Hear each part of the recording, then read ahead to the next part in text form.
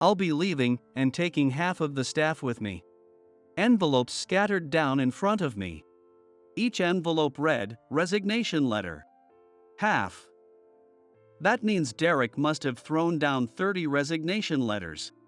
Nearly half of the employees leaving this company is a serious issue. It seems like karma finally caught up with you for deceiving us.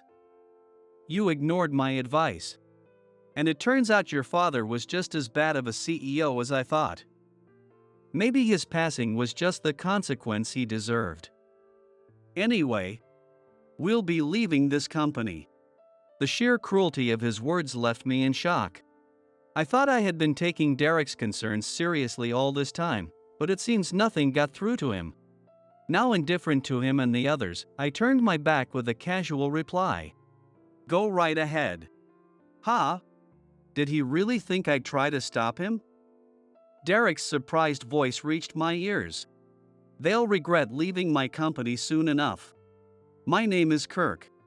I just turned 40, and I recently took on the role of head of the General Affairs Department at a food processing company. Whether it was nepotism or not, my father, Sam, the CEO, told me it was about time I took on a managerial role. He's turning 60 this year, but he looks older than his age. Perhaps it's because he's carried the weight of responsibility for so long, but he seems tired these days. He suddenly assigned me the position of department head, which came as a complete surprise to me. I'd been working as an ordinary employee until now, so I had no idea how to manage a team. But knowing my father trusted me to handle the job, I put my all into it. This is the kind of conversation we often have. I'm planning to hand over the company to you someday. But it wouldn't be fair to make you CEO right away, so let's start with department head. I know you can handle it. Dad, I appreciate the confidence, but I'm already swamped with department head responsibilities. I'm not sure I could handle being CEO. You'll be fine. You have plenty of dependable allies by your side. Due to fatigue, my father began making mistakes on the job, and the company's reputation suffered, which gradually led to a decline in business. At that difficult time, it was Foster Foods who extended a helping hand. Their CEO, who owed my father a favor, continued to do business with us at a discount. When the deal between our companies was made, I heard it went something like this. Many years ago, when my company was on the verge of collapsing, your father helped us out. I'm just paying back that kindness. Thank you very much. You've truly saved us. Thanks to Foster Foods' support, my father's company avoided bankruptcy. With so many other partners halting their business with us, I was overwhelmed with gratitude for Foster Foods' help. On top of that, I married Molly, the daughter of the Foster Foods CEO, thanks to a certain connection. Since then, she supported me both personally and professionally. Given my busy days as a department head, her support was invaluable, especially as I tended to neglect my personal life. Though our marriage was based on mutual benefit, Molly and I got along well, and my days felt full and rewarding. One day, feeling a tinge of worry, I asked her, "We ended up in a marriage without love, are you really okay with that?" She looked slightly surprised, then smiled gently. "There's no problem at all." I'd been struggling with a stalker, so this marriage was a godsend. Besides, I enjoy my time with you. Knowing she felt genuine affection toward me gave me a deep sense of relief. 1 year later, in the spring. That day marked the arrival of new hires at our company. Several were joining our department, and as their manager, I needed to guide them properly. Most of them were fresh out of school and inexperienced, so it was likely that they still had much to learn. My responsibility was to ensure they could fully demonstrate their abilities and avoid any missteps. Well, I'm heading out. Take care, and good luck. Oh, and if there's a call at home about the restaurant, could you send me an email on my work phone? I sent my personal phone in for repairs. So they might not know about the temporary number. Got it. The message I mentioned wasn't work-related, but a personal matter that I usually handle through my private phone. Since it was out for repair, I figured they'd likely call the home phone instead. I was a bit worried Molly might forget and call my personal number out of habit. With a final word to Molly, I headed out. I arrived at the office early to prepare as a department head. By around 8 a.m., the new hires started to arrive. We'd already met during the orientation, but I still felt a little nervous. "Good morning. Our company's future rests on your shoulders, so let's work together from today on." "Yes, absolutely." The new employees responded enthusiastically, showing great energy. Among them, one person stood out to me. "With me here, I'll make this company number one. I'm ready to give my all and contribute, so let's get to it." The confident new hire's name was Derek. He is a man in his 20s, raised as the only son in a prestigious family of high achievers. He performed exceptionally well in the company entrance exam, so there are high expectations for him, but there is also some concern. Confidence in oneself is generally a good thing, but he tends to be somewhat arrogant compared to others. He often looks down on others and sometimes imposes his opinions on them. In group work during the interview process, his tendency for dominance had been quite evident.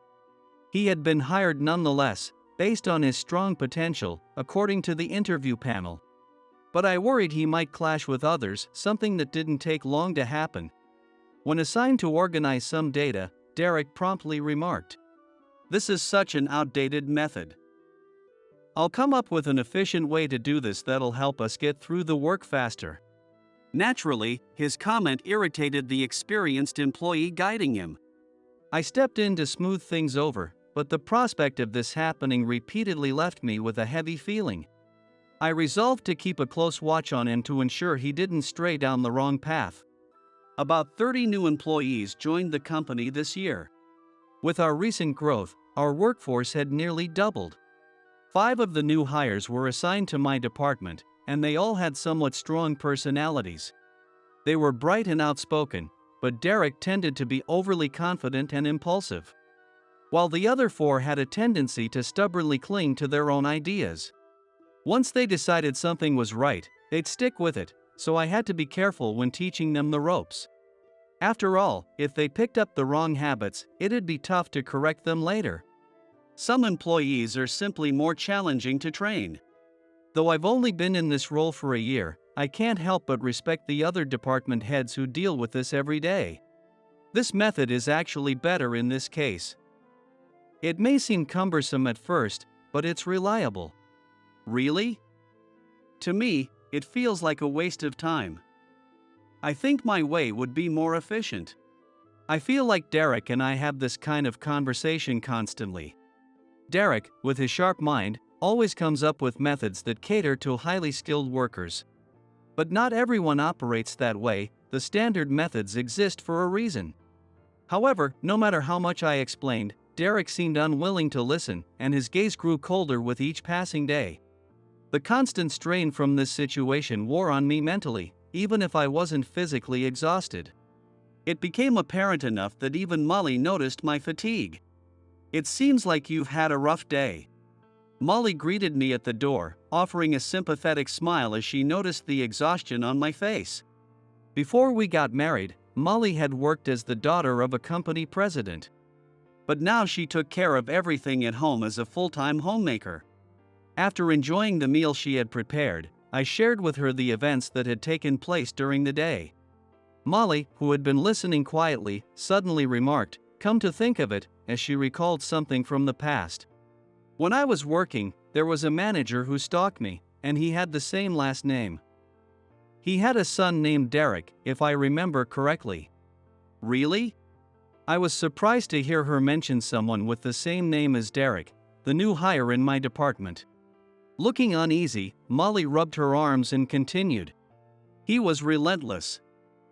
I even lied about having someone I liked, but he kept asking me out. Some might say he was determined, but in reality, he was just stubborn. I wonder if Derek's the same way. It's hard to say if they're the same person, but Derek sure is stubborn. He rarely budges on his opinions. And it's exhausting dealing with him every day." Not knowing how to handle Derek's challenging personality, I felt overwhelmed. Perhaps noticing my frustration, Molly gently changed the subject. "By the way, how's the restaurant you're helping out on your days off?" She was referring to the place I'd been assisting temporarily. "It seems things are finally getting back on track. They should be hiring new staff within a few days." That's a relief. I had been helping out at a friend's restaurant on my days off. Several of their employees had come down with a bad flu, leaving them severely understaffed. Though busy with my own job, I stepped in because my friend was in a real bind. Kindness always finds its way back to you. One day, someone will surely help your company in return. Molly gave me a warm smile as she cleared the dishes. Her words about kindness reminded me of Foster Foods, the company that had once helped my father's business. A bit of empathy can go a long way in saving someone during difficult times. Thinking about this, I felt the stress from my day gradually start to lift. Incidentally, a few days later, I learned from Derek that his father worked at Foster Foods. Apparently, his father was in the same department Molly had mentioned, confirming that her story about the stalker was indeed true. Derek seemed unaware of this part of his father's past, though. After talking to Molly, I decided to keep a closer eye on Derek's behavior. He often opposed my methods, but he seemed to get along with the other employees. However, he frequently criticized me to the new hires. "Kirk's methods are such a hassle. Can you believe we're stuck with him as our manager? My way would obviously work better than these outdated techniques." "Yeah, you're totally right, Derek. Can't believe Kirk won't acknowledge Derek's methods, he's just narrow-minded." Derek had been rallying the new employees, pointing out what he considered to be my flaws. He even complained to my father, the CEO. "The head of our department is awful. You've got to hear this. You seem to have a lot to say about my son lately." "More complaints, I take it?" "Yes, he never listens to my ideas." Because of that, I ended up causing trouble for my father. When he called out of concern, I was filled with a deep sense of guilt. Derek's problematic behavior will likely need to be addressed as soon as possible. At the time, I was prepared to let things go if Derek was willing to apologize. Everyone makes mistakes. I didn't want to be the kind of manager who dismisses someone without giving them a chance to improve. But then, a few months after the new hires joined, an incident occurred. It was during lunch break. Unexpectedly, Molly visited the office. Braving the summer heat, she had come to check on me, knowing I'd been extremely busy lately. "Here, I brought you some ice cream. I remember you like mint chocolate chip, right? I got 10, so please share them with the team." "Thank you. This really helps. But are you sure you're okay?" "I had something to eat at the cafe, so I'm fine." "Still, it must have been tiring. You should cool off here in the office a bit before heading back. The distance from home to the office isn't exactly close." Without a car, Molly likely took public transportation. Looking closer, I noticed she was sweating. I guided her to an empty conference room, intending to put the ice cream in the freezer. Just as I was about to leave, Molly's phone rang. "Oh, it's from your family. I wonder why they'd call my phone." Puzzled, Molly answered the call. Not wanting to interrupt, I quietly stepped out of the room. About 30 new employees came shuffling in. Leading the group at the front was Derek. Out of nowhere, he hurled an accusation at me. "Kirk, we can't work here any longer." "What?" The shock of his words left me speechless. I hadn't even had time to pick up the box of ice cream I dropped as Derek continued his tirade. It seems he'd seen me helping out at the restaurant and completely misinterpreted the situation. "The company's financial state isn't good, is it? I saw you working another job recently. Things must be so bad that you're forced to take on extra work." "No, there's a reason." I hurried to clear up his misunderstanding, but Derek quickly talked over me, as if determined to silence me. His actions made it clear that he wasn't interested in any explanation, he just wanted to drag me down. Looking at me with a smug expression, he raised his voice even more. On top of that, I heard you're in a loveless marriage and have been forcing other companies into deals to keep us afloat. My father told me everything. If that's what it takes to keep this company running, then there's no future here. Derek's father is a manager at Foster Foods, so it's possible he'd have access to certain details about our company. I don't know the exact power dynamics within that company, but given his past of stalking Molly, he might have done some digging himself. It wasn't surprising that Derek's father seemed well informed about things on our side. The other new hires nodded along in agreement, following Derek's lead as he condemned me. At that moment, another issue surfaced. Molly emerged from the conference room, her face pale. She walked up to me and whispered, "Your father collapsed. He was taken to the hospital, but he didn't make it." "What?" "Your mother thought you wouldn't be able to stay calm if she told you herself, so she called me instead." The sudden news hit me hard, and I sank to my knees as my vision went dark. The only thing keeping me grounded was the feeling of Molly's hand, gently comforting me. "Your father's last words were that he wanted you to take over the company. According to your mother, he'd been suffering from overwork for a while. He collapsed while handling work outside the office." Even Derek and his followers went silent in the face of this news. But Derek wasn't done yet. He turned to the other employees and addressed them. "I feel for him, but we need to think about our own futures. If someone like him becomes CEO, then this company has no future. Don't you all agree?" "Yeah, Derek's right. We can't make a living if we stay here." Encouraging the uncertain employees, Derek turned back to me, his voice resolute as he threw something down in my direction. "We're leaving and taking half the staff with us." A flurry of envelopes scattered in front of me. Each was marked resignation letter. Half. That meant Derek had thrown down 30 resignation letters. Losing almost half of the company's workforce would be a severe blow. "It seems like karma has finally caught up with you for deceiving us. You ignored my advice, and your father was no better. Maybe his passing was simply the punishment he deserved. We're leaving this company, and there's nothing you can do about it." I tried to face Derek seriously, but clearly, none of it had reached him. No longer caring to respond sincerely, I gave a dismissive answer and turned my back on them. "Go right ahead." "Huh? Did Derek actually expect me to try to stop him?" His baffled expression was almost comical. "Don't pretend you're not worried. I know you're panicking on the inside." Looking skeptical, Derek said this before leading the 30 employees out of the building. It appeared he hadn't been bluffing. When I checked the resignation letters he'd thrown down, I saw that each one was properly signed. But they'd come to regret this decision soon enough. No, I'd make sure of it. I'd work hard as CEO, prove myself, and show everyone, including those who left, what they missed out on. With renewed determination, I reached for the box of ice cream that had been left behind. The time spent had caused it to melt, and sticky liquid was already seeping through the cracks in the box. Several months later. Since Derek and the others had left, I'd been working alongside new employees. There were moments when I'd worried about the company's future, but things were going well. Our work was steady, and our client list was growing. Molly constantly reminded me not to overwork myself like my father had, so I reached out to various people for help.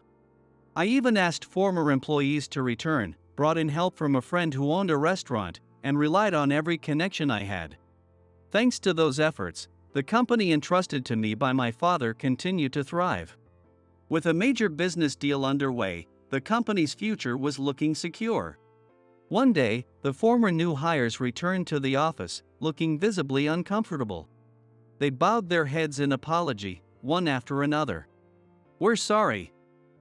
Is there any chance we could take back our resignations? The company we were supposed to join suddenly told us they didn't know who we were." It was Foster Foods. Most of those who resigned planned to join Foster Foods Company.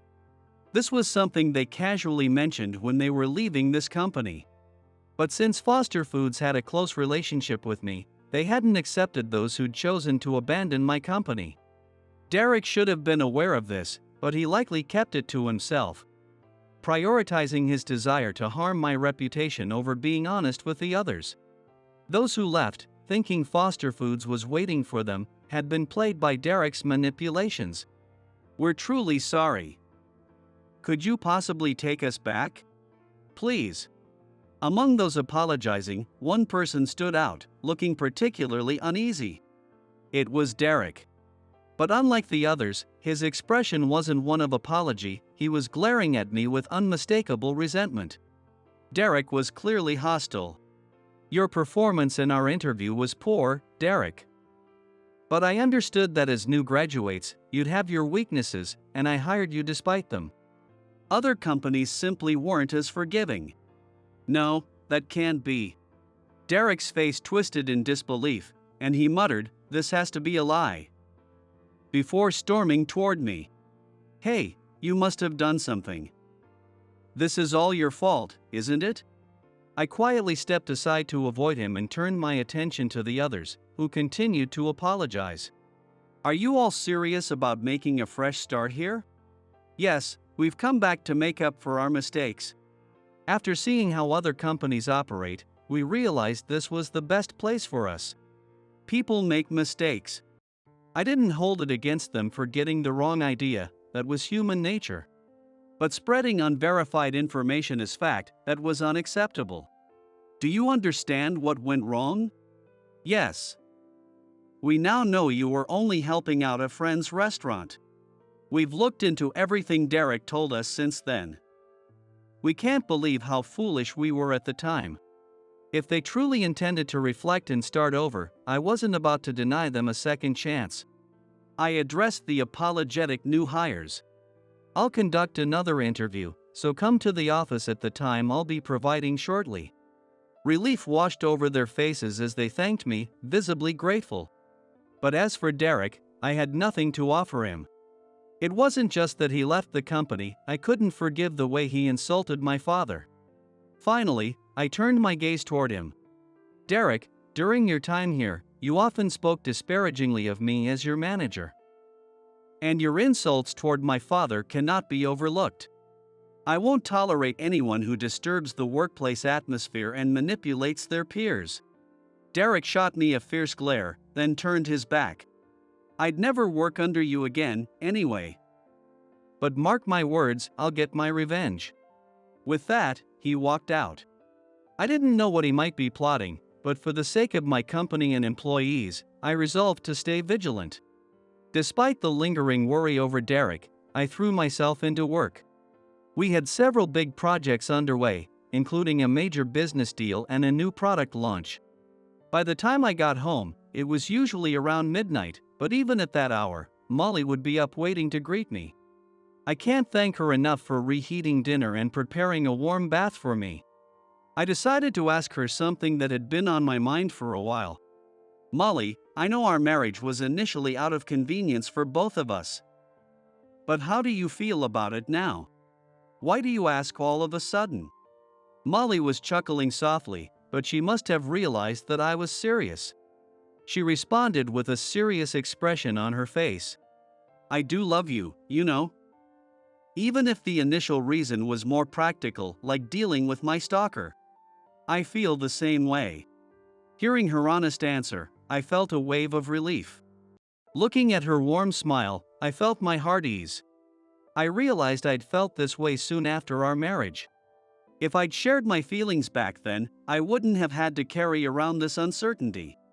Now that we know we're on the same page, how about we take a trip somewhere together? Sure, where should we go? Why don't you choose? I'm not very good at this sort of thing. Having something to look forward to would motivate me even more with work. There's a new hot springs resort that just opened last month. I've been wanting to go. A hot spring, sounds great. I'll make sure to clear my schedule. Molly beamed with excitement. And there's a popular restaurant nearby that's tough to book. Let's try it while we're there. We ended up talking about our trip plans until dawn. 3 years passed. Since that day, Derek never returned to my company, but his name started circulating within the industry. It seems that Derek has gone ahead and started a new company. His company is rapidly growing and making a strong impact in our industry. Then, one day, he suddenly approached my company with a business proposal. He wanted to sell us essential seasoning ingredients for processed foods at exorbitant prices. Naturally, the sales team, knowing the history, turned him down, but Derek was relentless. He continued contacting the sales team under various pretenses, disrupting their work. Apparently, he often argued with our salespeople, saying, "Why won't you agree to a deal? I'm going out of my way to reach out here." Sure. It might be a bit pricey, but this is from a famous company. I heard he even came close to physically intimidating one of our employees. At first, I thought he was just trying to waste our time and hinder our operations, but it seemed I'd misjudged his intentions. When I met with him at his office, he confidently explained his reasoning. "My company is about to become number one in this industry. If you think about it, the smart move is to partner with me now. Isn't that obvious? The food industry is buzzing about my company. Once I'm on top, it'll prove I was right all along." It seemed clear that he wasn't just trying to pull us down, he genuinely wanted to assert his superiority over my company. And above all, he still couldn't bring himself to acknowledge his own mistakes. It would have been ideal to secure a deal with such a promising company, but I turned it down. The reason was that the employees at his company looked completely lifeless. Watching them walk down the hallways with pale faces and blank expressions, I realized this company had no future. And as it turned out, my intuition was right. Derek's rapidly growing company hit a major decline at one point. One by one, employees started quitting, and the business couldn't stay afloat. Apparently, Derek's approach was extremely forceful, and he was making his employees work to the breaking point. Former employees, now working elsewhere, mentioned that working there felt like being in a black company, a term for toxic workplaces. Nobody could keep up with the endless hours Derek demanded, and eventually, they all left. Now, his company is on the brink of bankruptcy. However, it seems Derek couldn't understand why this was happening. He even went to the homes of those who left, trying to persuade them to come back.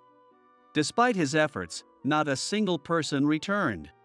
Then one day, I happened to run into Derek wandering aimlessly through town, so I decided to have a talk with him. "Derek, can we talk for a bit?" "What, did you just come here to mock me?" "Not at all. Let's sit in that nearby park and talk." We walked over to a park bench and sat down. Since we weren't on friendly terms for idle chit-chat, I got straight to the point. "You don't understand the value of people because you only see them as pieces on a board for your own use." I told him what I'd felt for a long time. Derek looked at me, surprised. "What did you just say?" "Also, you're too convinced that your way is the only right one. There's wisdom to be learned from others' methods." "So, you're saying I was foolish?" He probably hadn't realized his own flaws until now. I could see the irritation as he ran his hands through his hair. "So you're saying I should just lower myself to accommodate foolish people?" "That's not it. It means you should respect other people's ways and not force your own approach on everyone. Not everyone has the same abilities. So basically, you're saying my failure is my own fault." With a self-deprecating tone, Derek muttered that he should have paused to reflect before things got to this point. But because he couldn't recognize his own shortcomings, this was the result.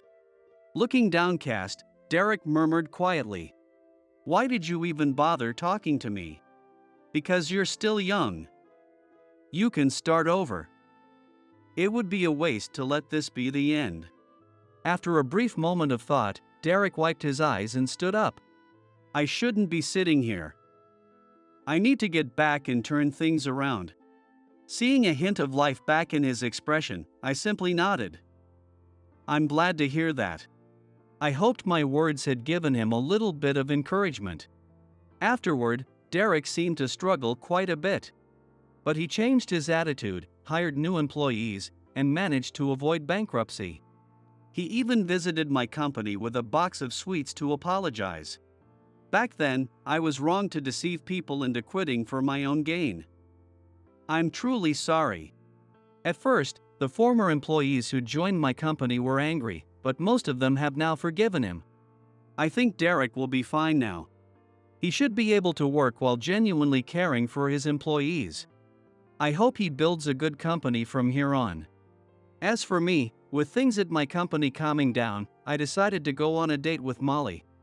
We'd lived without really speaking honestly with each other, so there's a lot I want to discuss. The day before our date, as I finished work early to head home, the employees called out to me. "Good luck on your date with your wife tomorrow. Thank you for all your hard work. Enjoy yourselves. Thank you all for your help, too.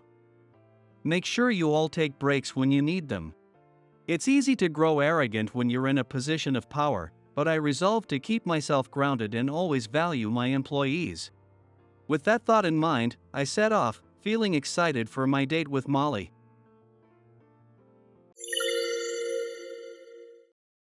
If you don't make it a 5-day weekend with triple pay, we're quitting right now. 6 employees, who all joined the company through board connections, slammed resignation letters on my desk. They're saying they want to quit because of me. If that happens, the company could hold me responsible. They involved the executives to impose a harsher punishment on me than necessary, allowing the nepotism hires to feel satisfied with the decision and withdraw their resignations, staying with the company.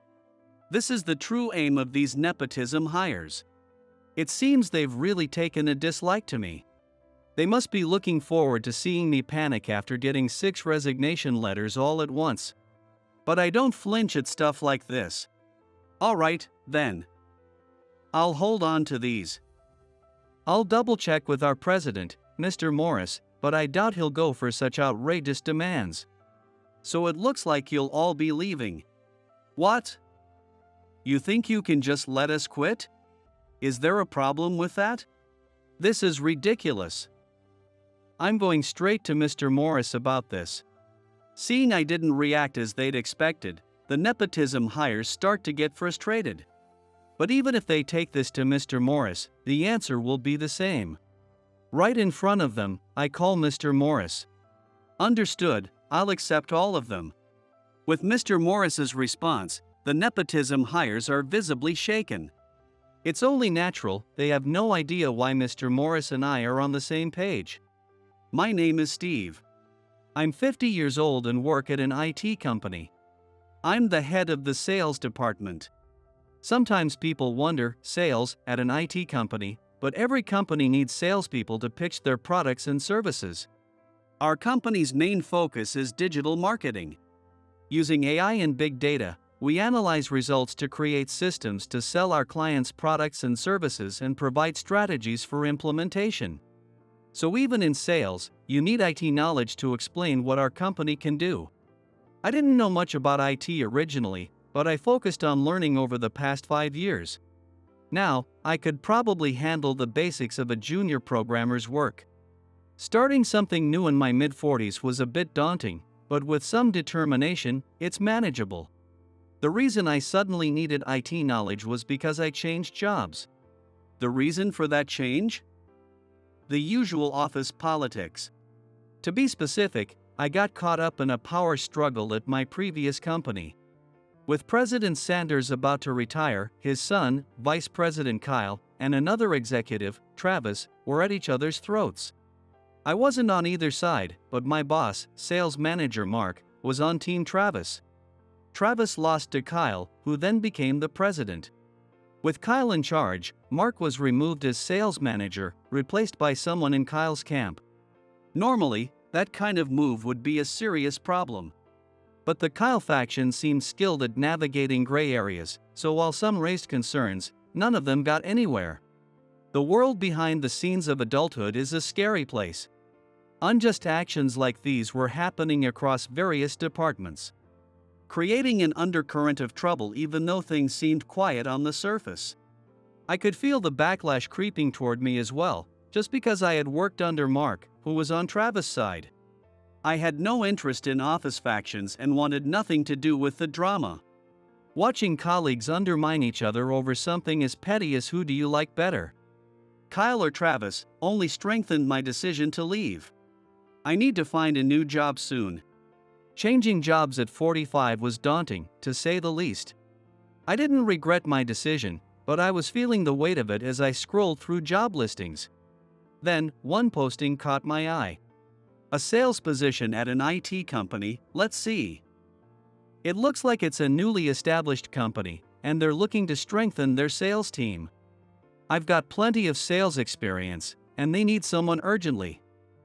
This might be my chance. I applied right away.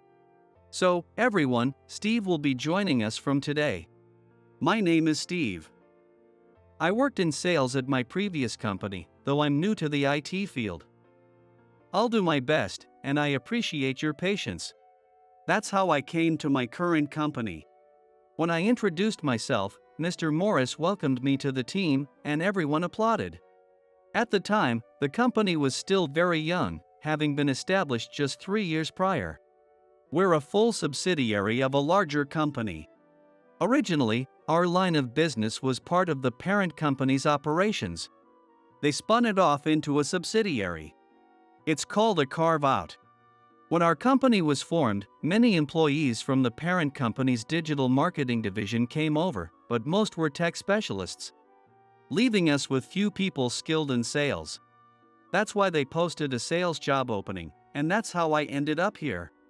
Diving into an unfamiliar industry at 45 was nerve-wracking, but everyone kindly taught me about digital marketing, including data collection, analysis, and tools and software usage. The energy typical of a young company was contagious, and I felt my own motivation rising as I absorbed the atmosphere. I was so eager to learn that my colleagues seemed to think I was worth teaching. They even showed me programming basics and some hardware knowledge, things not strictly necessary for sales. Of course, I couldn't just focus on gaining knowledge. I also handled my sales tasks thoroughly. Apparently, the company had struggled seriously with a lack of sales strength and had trouble securing work. I thought, this is my chance to repay the favor, and eagerly shared my sales expertise with the sales team. As a result, the sales department grew rapidly. Recognizing this success, I was promoted from assistant manager to department head within just 5 years. That's how desperate the company was for sales expertise. Over the past 5 years, I'd been able to work without the bizarre human drama that had plagued me at my previous job. Everything had been smooth sailing. But as it turns out, strange relationships seem to pop up out of nowhere. Since our auditor Mike recently retired, we'll have someone new from the parent company joining us as auditor. It shouldn't affect most of you, but keep it in mind. In the past year, 2 board members retired, with one more this year. It seems that the people who become board members in our company are often high-ranking or high-achieving employees from the parent company who join us after their retirement. A sort of corporate version of senior placement. While this practice can be criticized, the retired board members genuinely worked for the company's benefit. So I didn't see it as senior placement. But that sentiment only applied to those retired board members. The 3 new arrivals who joined since last year were different. They're not picking up the phone again. Sorry, could you check if this part of the document is correct? It's urgent. They were here around 11, so, at this hour, they're probably. I'll bet they're all over there. I often get asked by Mr. Morris to do work that technically isn't mine. Mainly, it's tracking down the board members. I've pretty much figured out their routines by now. Ah, there you are. Sorry to interrupt, but I'm here at Mr. Morris's request. Oh, it's you again. We're in an important meeting here, don't you have any sense? Well, that may be, but I'm here on direct orders from Mr. Morris. It'd be easier if he'd stop going through us and just do it himself. That Mr. Morris, no sense of what's appropriate, huh? Apparently, the three board members were holding a very important meeting. The venue? A private room in a fancy Japanese restaurant. The table was laden with beautifully plated seasonal dishes, and 5 empty beer bottles lined one side. It certainly looked like a high-stakes meeting. Suppressing a sigh, I handed one of the board members the documents Mr. Morris had asked me to deliver. The document wasn't particularly thick, but it was packed with detailed numbers that would take time to review carefully. But the board member merely skimmed through it for 5 seconds before handing it back.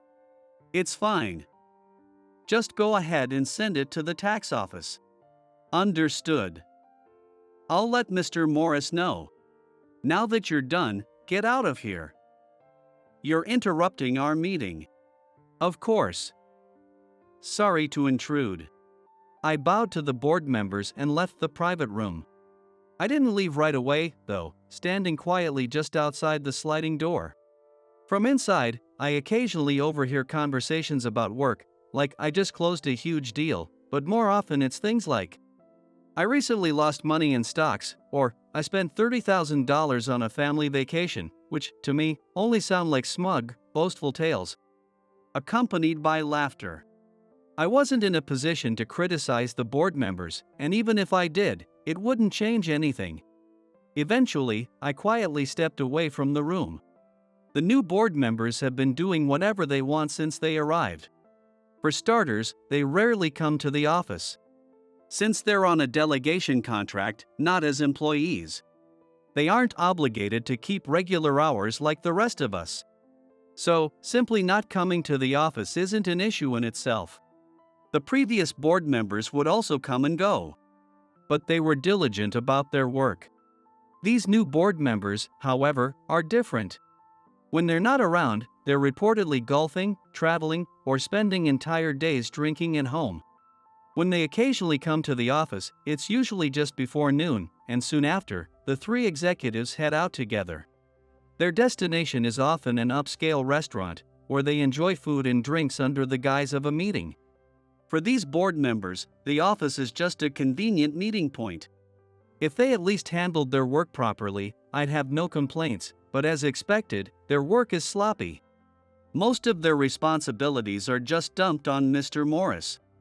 Their job seems to be pretending to work. Because of their slipshod approach, all the extra work ends up falling on Mr. Morris.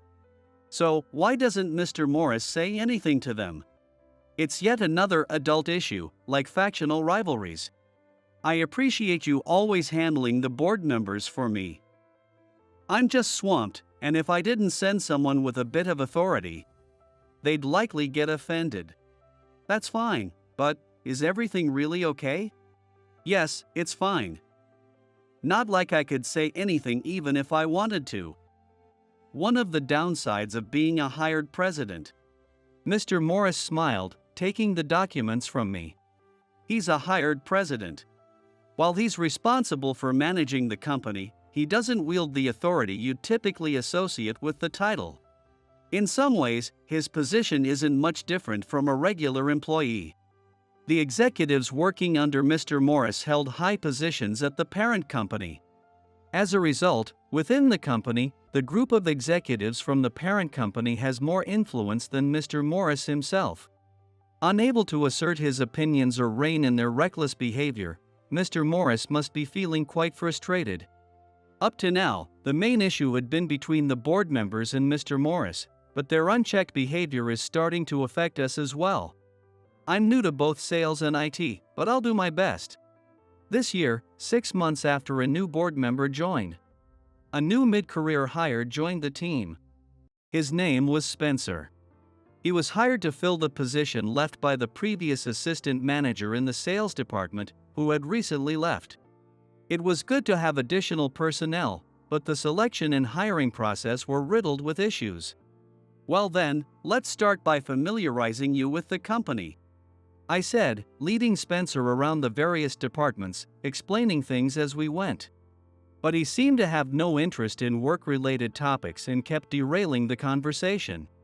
Hey, Steve, know any good spots around here with a nice vibe where you can quietly grab a drink?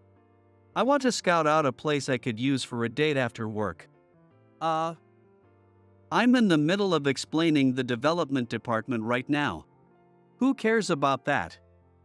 You're not one of those uptight types, are you, Steve? If you're too serious, you'll end up overworked and exhausted. Take it easy. I'm the department head, showing around the assistant manager. Yet here Spencer was, laughing and giving me a hearty pat on the shoulder. It was clear he didn't take me seriously at all. I guess it's true what they say, like father, like son. Yes, this new assistant manager was the son of one of the board members. And, according to Mr. Morris, Spencer was hired under pressure from his father, the board member. Apparently, he was ushered in as a prestigious university graduate with a wealth of job experience. Nepotism isn't illegal, after all. And it's true Spencer graduated from a top university and has indeed held various jobs. Just hearing this, one might think Spencer is an elite. On paper, he's a highly qualified addition. But there was one critical piece of information the board member neglected to mention. Hey, are your hands even moving? You don't seem to be getting anything done. What? My hands are moving, aren't they? I see you just scrolling on your phone. When I say moving your hands, I mean working, not just tapping your screen. Just taking a break here. There's a festival event in my mobile game right now. I'll get back to work as soon as I pull the character I'm after. The character? Look, I need you to actually learn the job here. If you're going to hand me such boring tasks, it's only natural I'd lack motivation, right? Don't worry, I'll finish by the end of the day. That's a 30-minute task, by the way. Oh, come on, Steve, you're ruining my luck here. I haven't even hit a single featured pull. If you keep bugging me, I'll tell my dad you're distracting me while I'm trying to focus. I was at a loss for words, finding it exhausting even to respond. To help Spencer get accustomed to his job, I gave him something simple, the kind of task even new hires could handle. Yet he dismissed it as boring work. Apparently, a wealth of job experience meant that he'd simply drifted from one job to the next. The reason he'd bounced around jobs was obvious. With a father in a high-ranking position at a company and a degree from a prestigious university, Spencer developed a rather prideful personality. He likely displays the same attitude wherever he works, repeatedly quitting with claims like, "They're not making the most of my talents." He seemed to view himself as an elite, but his lack of tenure in any job meant he probably hadn't developed any real skills or experience. Was someone like that really suited to be in a management role? I finally consulted with Mr. Morris. I'm on the same page as you, but, well, because of his father, right? Exactly. The assistant manager position is open, so let's put my son in it. That's how he ended up hired at that level. If we were to remove him from the role now, well, you can imagine. That would be a nightmare. Mr. Morris and I had no choice but to put up with it for now. I could still correct Spencer's behavior here and there, but making a big deal out of it was best avoided. The less I intervened, the more Spencer seemed to take after the board members. Good morning. Sorry, I got carried away last night with some friends. Spencer strolled in at 11:30 a.m. And, despite it not yet being lunchtime, he immediately started eating. Hey. What? Are you going to tell me to get to work? If I start now, I'll just be interrupted by the lunch break, and that's not efficient. It's better to skip the morning and concentrate in the afternoon, don't you think? In the end, Spencer devoted his afternoon to playing mobile games on his phone. Spencer's behavior was clearly bringing down morale around the office. The impact on me, as someone who had to interact with him directly, was especially harsh. I could feel the mental exhaustion creeping in. As if Spencer alone wasn't enough, others just like him began to spring up. I'll be joining the system support department. I'm excited to finally try a job I've been interested in. A few months after Spencer joined, a new mid-career hire was brought in. The system support department hadn't actually needed more people. Yet, they hired someone with no experience in IT and minimal knowledge of the field. This was another board member's connection. Apparently, one board member thought, if that person's son could be brought in, then so can mine, and pushed to get their own child in the door. While this new hire wasn't given a management position, I knew the struggles that came with managing nepotism hires. Of course, the third board member wasn't about to stay quiet. Thus, a third connection hire joined the company. I figured this had to be the limit, but it seemed the board members and connection hires' mindset was well beyond anything I could have imagined. Meet my girlfriend. She said she was bored with her last job, so I told her, why not join us here? Spencer had his girlfriend brought in through his father's influence, as casually as if he were inviting her to his own home. At this point, anything went. The nepotism hire in the system support department then brought in a friend. This friend, apparently the son of a CEO from another company, was hired under the pretext that it would establish a business connection. And the final straw. I'll be joining the General Affairs Department. This is my first time in an office job, so I don't know much. But I look forward to learning. A young woman in her early 20s, not a relative of any board member, was brought in. According to Mr. Morris, she was a regular at one of the board members' favorite places. In this case, I couldn't see any logic or adult considerations behind the hire. Allegedly, she'd once mentioned, working at an IT company sounds cool. I'd love to be able to say that. So, the board member had said, then join us. I have no prejudice against people who work in the nightlife industry. However, it was obvious this young woman was here purely on a whim. My condolences to the General Affairs Department. Within mere months of Spencer's arrival, the number of nepotism hires had grown to 6.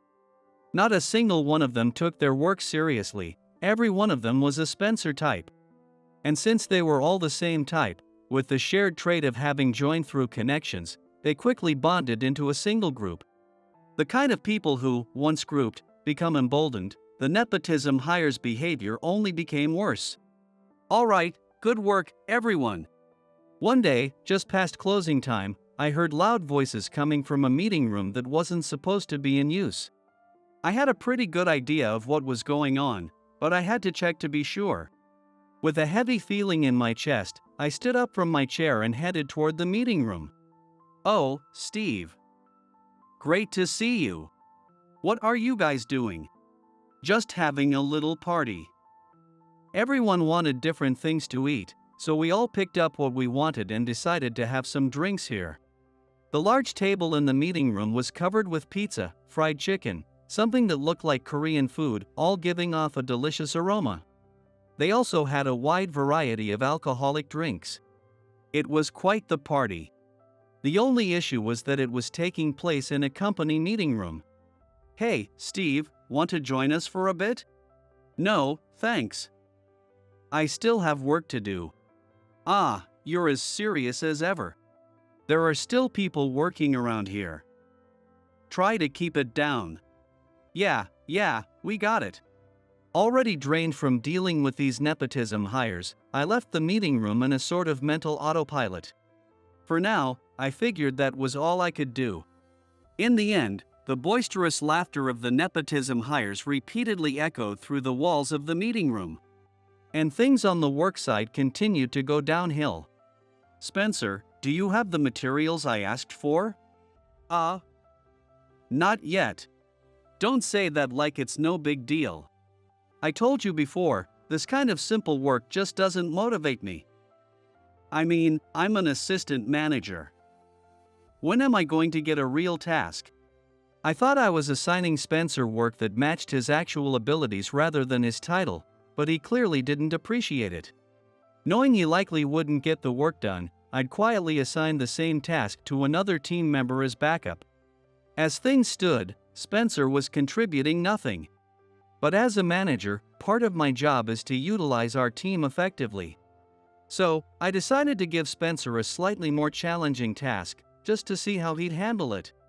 Fine. We have a major negotiation coming up soon. How about you prepare the sales materials for it? We've already assigned the lead. So you won't be involved in the actual negotiations, but if your materials are good, we'll use them. It's an important presentation for a major deal. That's more like it. I've been waiting for something like this. Alright then, here's the client's information, this is research on the industry, and here are the compiled client requests. You don't have to explain everything in such detail. Okay, if you're sure. You've got 5 days, so take your time and do it thoroughly. Spencer seemed genuinely excited to dive into the task, like a kid with a new toy. As for the sales materials, I'd already completed them myself. If Spencer managed to make something better, I'd genuinely use his version, but given his history of job hopping, I doubted it. Still, he did graduate from a prestigious university. So he might surprise me and create at least a part that's better than mine. If that happened, I'd simply incorporate that section. Having his work used for a major negotiation could boost his confidence and maybe even lead him to take his work more seriously.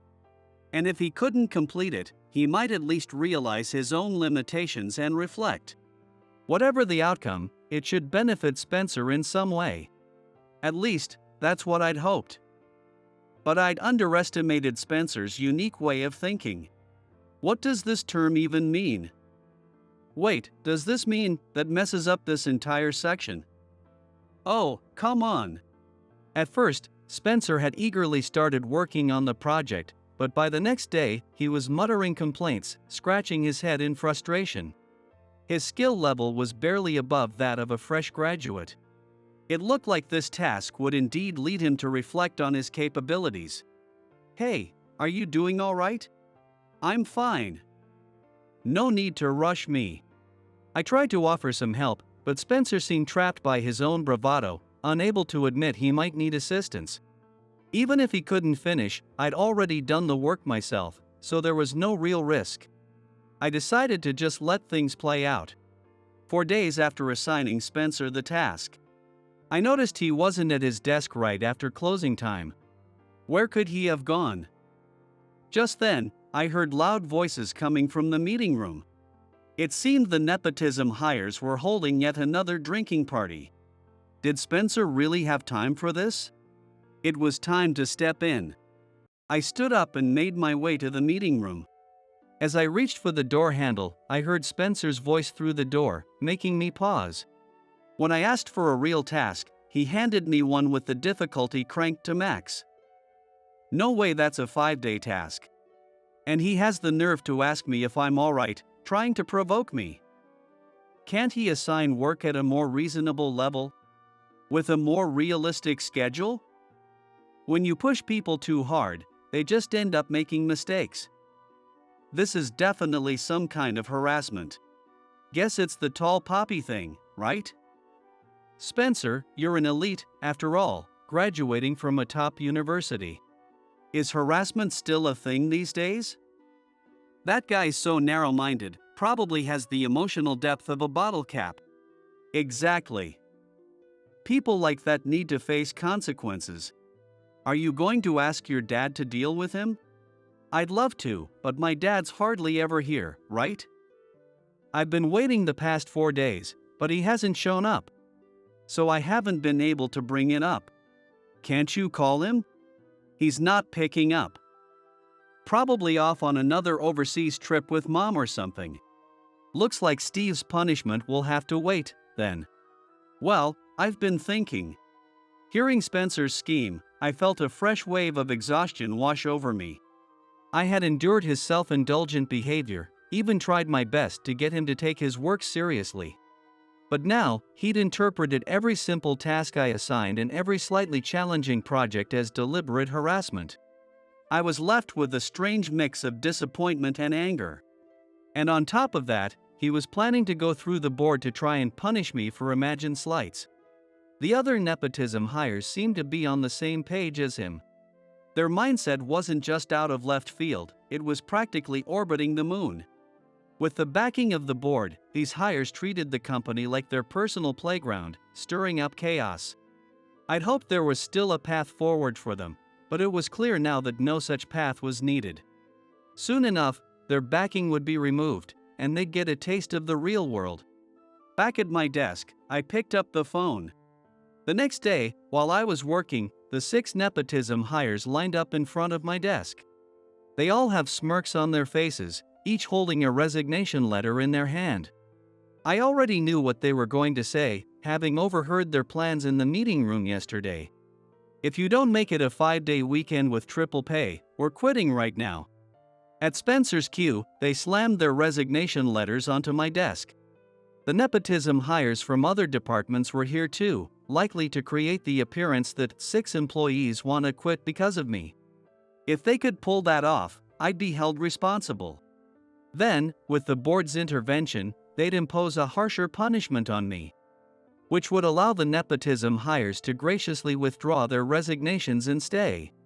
As long as they submitted the letters, the board would handle the rest, so the reason didn't matter. They'd chosen an absurd demand like 5-day weekends with triple pay, knowing it would never be granted. Just as they'd planned yesterday. I'm sure they were waiting for me to panic, faced with 6 resignation letters all at once. But I wouldn't give them the satisfaction. Understood. I'll hold on to these for now. I'll check with Mr. Morris, but I don't think this demand will be approved. So you'll all likely end up resigning. What? Do you understand what these resignations mean? All of us will be gone. If the demands aren't met, you're resigning, right? Isn't that what you wanted? Is there a problem? No, I mean, are you okay with us leaving? I'm a board member's son, and everyone here has their own board member looking out for them. If you let us quit, I'll have my dad revoke our resignations and make sure you're fired instead. Feel free to do so, if you can. You really don't get it, do you? This is pointless. I'll just go straight to Mr. Morris. He's my dad's puppet anyway, so he'll listen to me. No need to make a fuss. Mr. Morris has been swamped, so let me just give him a call for you. I picked up my desk phone and dialed with the speaker on so the nepotism hires could hear. Hello, Mr. Morris, sorry to bother you when you're so busy. This is about what we discussed over the phone yesterday evening. Oh, you mean Spencer and the others' resignations? What? They submitted resignations, saying they want 5-day weekends and triple pay, and I'm holding on to them now. What would you like me to do? Got it, let's accept them all. Hand the resignation letters to HR. Understood. How's everything on your end? Busy with all the follow-up, but nothing unmanageable. All right then. I'll proceed as we discussed. Yep, I'll leave it in your hands. Ending the call, I gently placed the receiver down. And I looked up at the nepotism hires. They couldn't hide their shock. I could tell they had a lot of questions for me. As their manager, I thought I'd answer them thoroughly. How did he know about our plan yesterday? I heard your little scheme outside the meeting room. You were talking so loud it was impossible not to overhear. I figured since you're planning to have your fathers back you up, you didn't care who overheard. So that's why you called Mr. Morris yesterday. But why would he accept our resignations so easily? He's supposed to be our dad's puppet. There's no way he'd actually let us quit. What if your dads were no longer around? What? My dad, gone? The official announcement is still coming, but yeah, all your fathers have been dismissed from the board. What? My dad. I don't have all the details yet, but one of them landed a big contract for the company without consulting the board and accepted it unilaterally. He reportedly said, "It's a big deal, what's the problem?" But it turns out he was secretly taking kickbacks from that company. A kickback. Another one lost a huge amount in personal stock trading and used the company savings account as collateral to cover his debts. That's reckless. He could have put the whole company at risk. And the third one? He was simply embezzling funds. He tried to cover it up with fake tax records, but the tax authorities caught on. The company now faces penalties, late fees, and additional taxes. The three of them even coordinated to falsify financial reports to the parent company. That's why they were dismissed. Oh, and the one who stole funds? He's been arrested for embezzlement. So, the tax guy, that's my dad. No wonder I couldn't reach him. And I guess that's why the others haven't been around either. Mr. Morris is running around trying to handle all of this right now. How did it all go wrong so quickly? It wasn't quick. Mr. Morris started suspecting your fathers the moment they began acting out.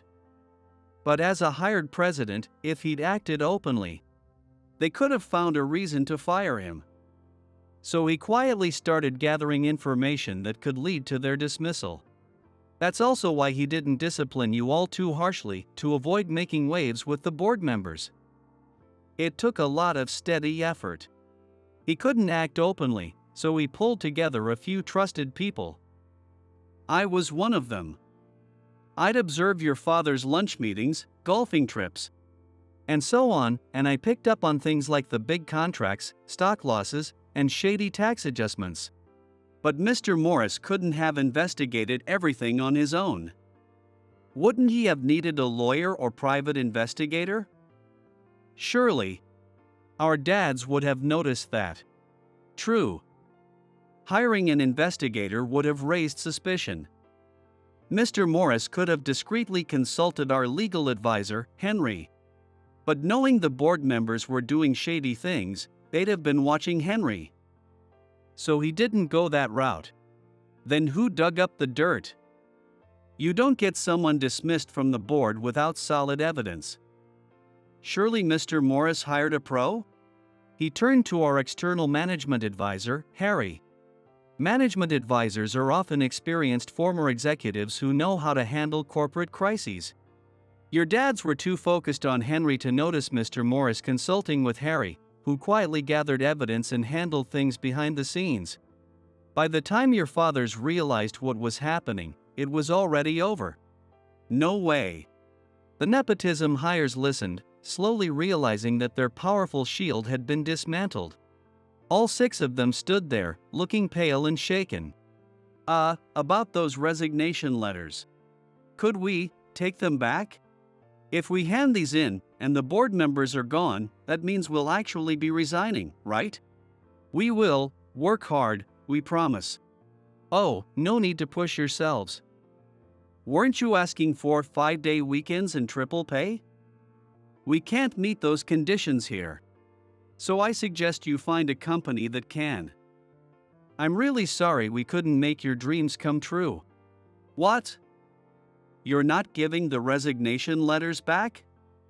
Isn't that illegal, forcing us to resign when we don't actually want to? Spencer has drifted from one job to another up to now. The more times he switches jobs, the worse the impression he leaves during job searches. If each stint is short, that impression only gets worse. With his father arrested and no one left to rely on, perhaps he realized he couldn't afford another hit to his job record, so he clung to me. But shaking him off was easy. Oh, so you're not resigning voluntarily? Then perhaps termination would be better? What? Termination? On what grounds? Poor work performance. You can't just fire me for that. That's wrongful termination. If you do this, I'll sue the company. Actually, it's not. Our company policies clearly cover work performance. Usually, poor attitude alone isn't enough for termination. But you came in late, didn't complete tasks, and threw parties in the meeting room. I think the evidence speaks for itself. Any claim of wrongful termination wouldn't stand up. You've got to be kidding. No, I'm quite serious. Leaving voluntarily will look better on your record, wouldn't it? I'll take these resignation letters to HR. None of you have any work to hand over, so don't worry about coming in tomorrow. I stood up and made my way to HR. Behind me, the nepotism hires slumped in defeat, some staring at the ceiling, others looking down. The next day, I arrived at work to find parts of the office trashed. Apparently, Spencer had vandalized it out of spite. The security cameras had captured everything. Of course, Spencer was arrested. He even looked at the cameras a few times, so he clearly intended to get caught. Having lost his father's support and been forced out of the company, he'd hit rock bottom. In light of the board members' misconduct, the parent company decided to respect our company's independence fully, ensuring that no board members would be assigned to us from now on. After getting tangled in office politics at my last company and dealing with this corporate nepotism here, things had finally stabilized. Thanks to the parent company's strong response, the atmosphere returned to the positive vibe we had before the rogue board members arrived. It seems there won't be any more strange troubles to get caught up in. At last, I'd found an environment where I could focus on my work without unnecessary distractions. From now on, I'm determined to work hard alongside everyone in the company. If you can answer, I'll do anything you say. It was a mixer set up by a high school friend. There, Lily, the daughter of a company CEO and once considered the cutest in school, gave us a daring smile and posed a tough question to us. Every man there, eager to win over this woman of our dreams, racked his brain. But no one could answer. Yet, the answer came to me instantly. As I said it aloud, a murmur swept through the room. And then, from Lily herself, words I could hardly believe reached my ears. "You know, I still like you." Saying that, she drew closer to me. "My name is Will. I used to work for a company, but now I run my own business. Although it's small and demanding, managing things myself suits me well, and I feel fulfilled every day." Then, one day, I got a message from Jack. "Hey, Will, we're having a mixer soon. You're coming, too." "Huh? What's with the sudden invite?" Jack was an old high school classmate of mine.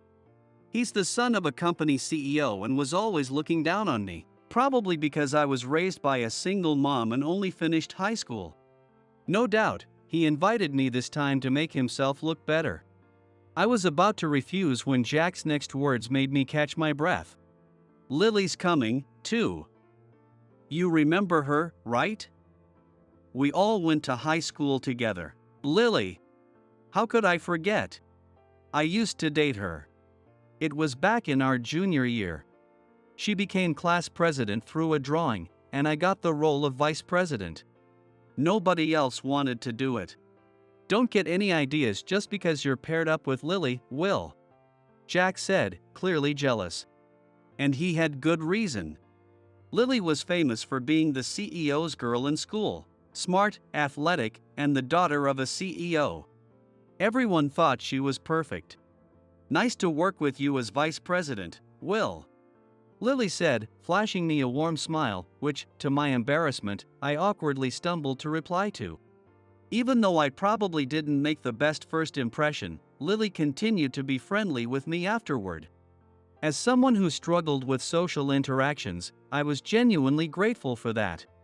Working together on class projects, I noticed her curiosity was endless. Even in the middle of tasks given by teachers or classmates, if something caught her interest, she'd drop everything and dive right into it. For instance, she'd get curious about why different types of cicadas have unique sounds, suddenly start solving a complex math problem, begin researching historical events like the Shays' Rebellion, or even practice Morse code and teach it to me so we could exchange messages that way. Naturally, as vice president, I often picked up whatever tasks she'd abandoned. But I didn't mind at all. "Listen, Will. Cicadas' sounds vary because of differences in their abdominal cavity size and the way their abdominal plates move." She would come to me, practically glowing with excitement, eager to share whatever she'd just discovered.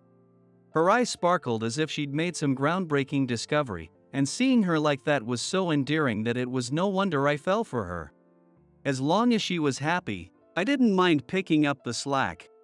I never planned to confess my feelings. She was way out of my league, just watching her light up was enough for me. Then, to my astonishment, she confessed to me, and we started dating. The news spread through school like wildfire. "Hey, Will, I heard you're dating Lily. Break up with her now. She's a perfect daughter of a CEO, acing school and sports. While you're nothing but a kid from a single-parent household with no particular skills. Surely. You understand you're in completely different worlds?" Jack had always been direct with his jabs like that. I knew that most people around us probably shared his view that Lily and I were a mismatch. Even I didn't believe we were truly a match. But that didn't mean I was going to break up with her over it. If I didn't measure up, I'd just work hard to become the kind of guy who did. I threw myself into studying, sports, and the responsibilities of being vice president. But all that effort didn't pay off. "Will, I want to break up." It was less than 3 months into our relationship when Lily said those words. It hurt, but somewhere deep down, I wasn't entirely surprised. "I see," I replied. "But could you tell me why? I need to make sense of it. Because we live in different worlds." She spoke hesitantly, looking down as she struggled to find the words. All I could say was, "All right," and then I walked away. We continued working on committee tasks together, but from then on, she never abandoned her duties halfway through like before. And we never really spoke again. Another year passed, and when we became seniors, we ended up in different classes.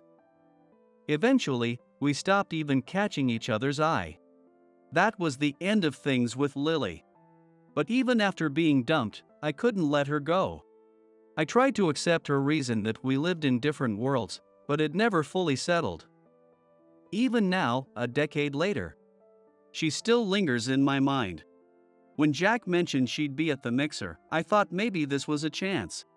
Just one look at her, and then I could let go, or so I told myself. "All right, I'll come," I told Jack. And then, on the day of the mixer, as I walked into the bar Jack had chosen, a few people had already gathered. Everyone there was a high school classmate, so it felt a bit like a mini reunion. "Hey, Will, long time no see. So what are you up to now?" "Oh, just working at a regular company." Yeah, I figured. Guess you didn't make it to college, huh? Kinda limits your options, doesn't it?" After a bit of small talk, everyone drifted back into their own conversations. Not that I expected anyone to be all that interested in me anyway, so I just shrugged it off. "Hey, Jack." "Lily." One of the group members waved toward the entrance. I took a deep breath, bracing myself as I looked over. And I couldn't look away. 10 years had only made Lily more stunning. Everyone in the bar couldn't help but be mesmerized by her. Seeing Jack beside her, escorting her in, I couldn't help but feel a twinge of jealousy. I came here to put an end to things, yet seeing her now was only making me fall all over again. I quickly shifted my gaze away. With Lily's arrival, everyone was finally here, and the mixer began. But soon enough, it became Lily's show. Every guy there was vying to talk to her, while the women sipped their drinks, sighing, "This is so boring." "Hey, Jack, you came in with Lily, didn't you? Did you just happen to run into her at the entrance?" One of the guys suddenly asked Jack. Jack's face lit up with satisfaction, as if he'd been waiting for the chance to answer. "My company and Lily's are partners. That's how we got to know each other, both being children of CEOs, you know," he added, stressing the last part. Jack looked at me and widened his eyes in feigned surprise. "Oh, so you actually came, Will. I did get your RSVP, but honestly, I thought you'd get cold feet at the last minute and bail." I sighed inwardly. Some things never change. To everyone's surprise, Lily leaned into Jack, feigning a sympathetic look. Now, Jack, don't be mean. I bet he's been single ever since I dated him back in high school. He's probably just desperate. True enough. But honestly, what kind of woman would want a guy from a single-parent household with no real talents? Jack's words didn't faze me, but hearing Lily say something like that hurt.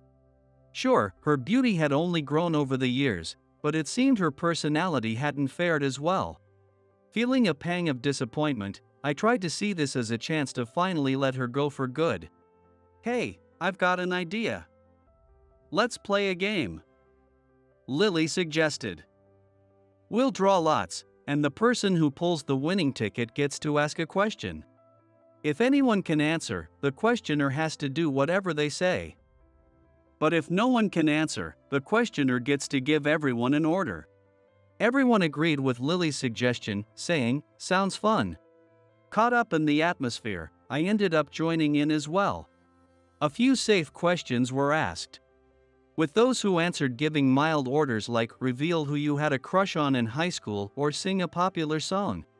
Then Lily drew the winning lot. I could feel the men around me hold their breath. She studied the winning ticket for a moment, then gave a sly smile. Alright, here's my question. There's a book with one torn page. If you add up the numbers of the remaining pages, they total 15,000. So, which page is missing? Silence fell over the group. The women quickly admitted defeat, while the men hunched over, curiously trying to solve the puzzle. Looks like this could take a while. Alright, I'll give you all just one more minute, Lily announced. When Lily said that, the men exclaimed, "What?" and began scratching their heads. Aren't you going to try, Will? Oh, wait, sorry. I bet this one's a bit too hard for you. You probably gave up from the start, didn't you? Lily's fingers tapped a rhythm on the table. I noticed the pattern and immediately began running calculations in my head. The missing pages are 25 and 26. Correct, she replied with a satisfied nod. All the men went pale. What? No way. How did you figure it out? Jack demanded, practically lunging at me. I jotted down the equation on a napkin and showed them.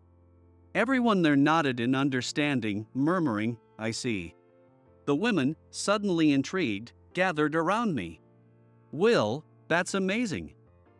You worked out that formula, and in your head, no less, with only a minute to spare. I was a bit at a loss, having gone from nearly invisible to suddenly at the center of attention. All right, Lily interrupted. The winner gets to give me an order. So, Will, what would you like me to do? Come with me. All right, then. Looks like we're off, everyone. See you around. Lily and I each got our things together and stepped out of the bar. I noticed Jack glaring at me, clearly frustrated, but I ignored him. Outside, the night had fully settled in, the streets quiet and bathed in the soft glow of streetlights. We headed to a nearby cafe. Its quiet atmosphere perfect at this late hour. Will, you're just as smart as ever. Lily said with a smile after we ordered coffee and dessert. I sighed. That question, it was deliberate, wasn't it? You knew I'd remember it from back when you taught me how to solve it. Of course. But I had to take a gamble on whether you'd still remember. She looked delighted, her eyes gleaming as she glanced at the apple pie on the table.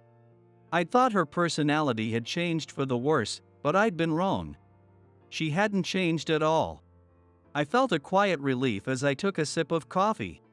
I actually wasn't going to answer since I already knew the problem. But then you went and tapped out that Morse code. Yep. I'm so glad you still remember it. Makes all those lessons I gave you in high school worth it. Lily smiled, tapping the table rhythmically. At the mixer. It had meant I want to be alone with you, and now it seemed to mean I'm happy. She'd been sending me these little signals all along. So, what's this all about? You went to all that trouble. Seems like it's something Jack can't hear? That's right. Well, Will, I still like you. What? I couldn't believe what I was hearing. But her serious gaze confirmed it wasn't a joke. My heart started racing, and I could feel my face heating up. Still. What do you mean? You were the one who ended things back then. That's true. But. She bit her lip and looked down, hesitating. Just then, her phone buzzed with an incoming call. I have to go. Will, let's exchange contact info. Huh? Why?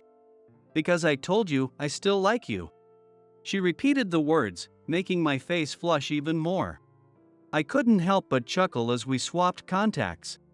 Well, see you around. She winked at me, finishing her apple pie and tea in no time, then left the cafe. I let out a long sigh. I took a sip of coffee, hoping it would help me calm down.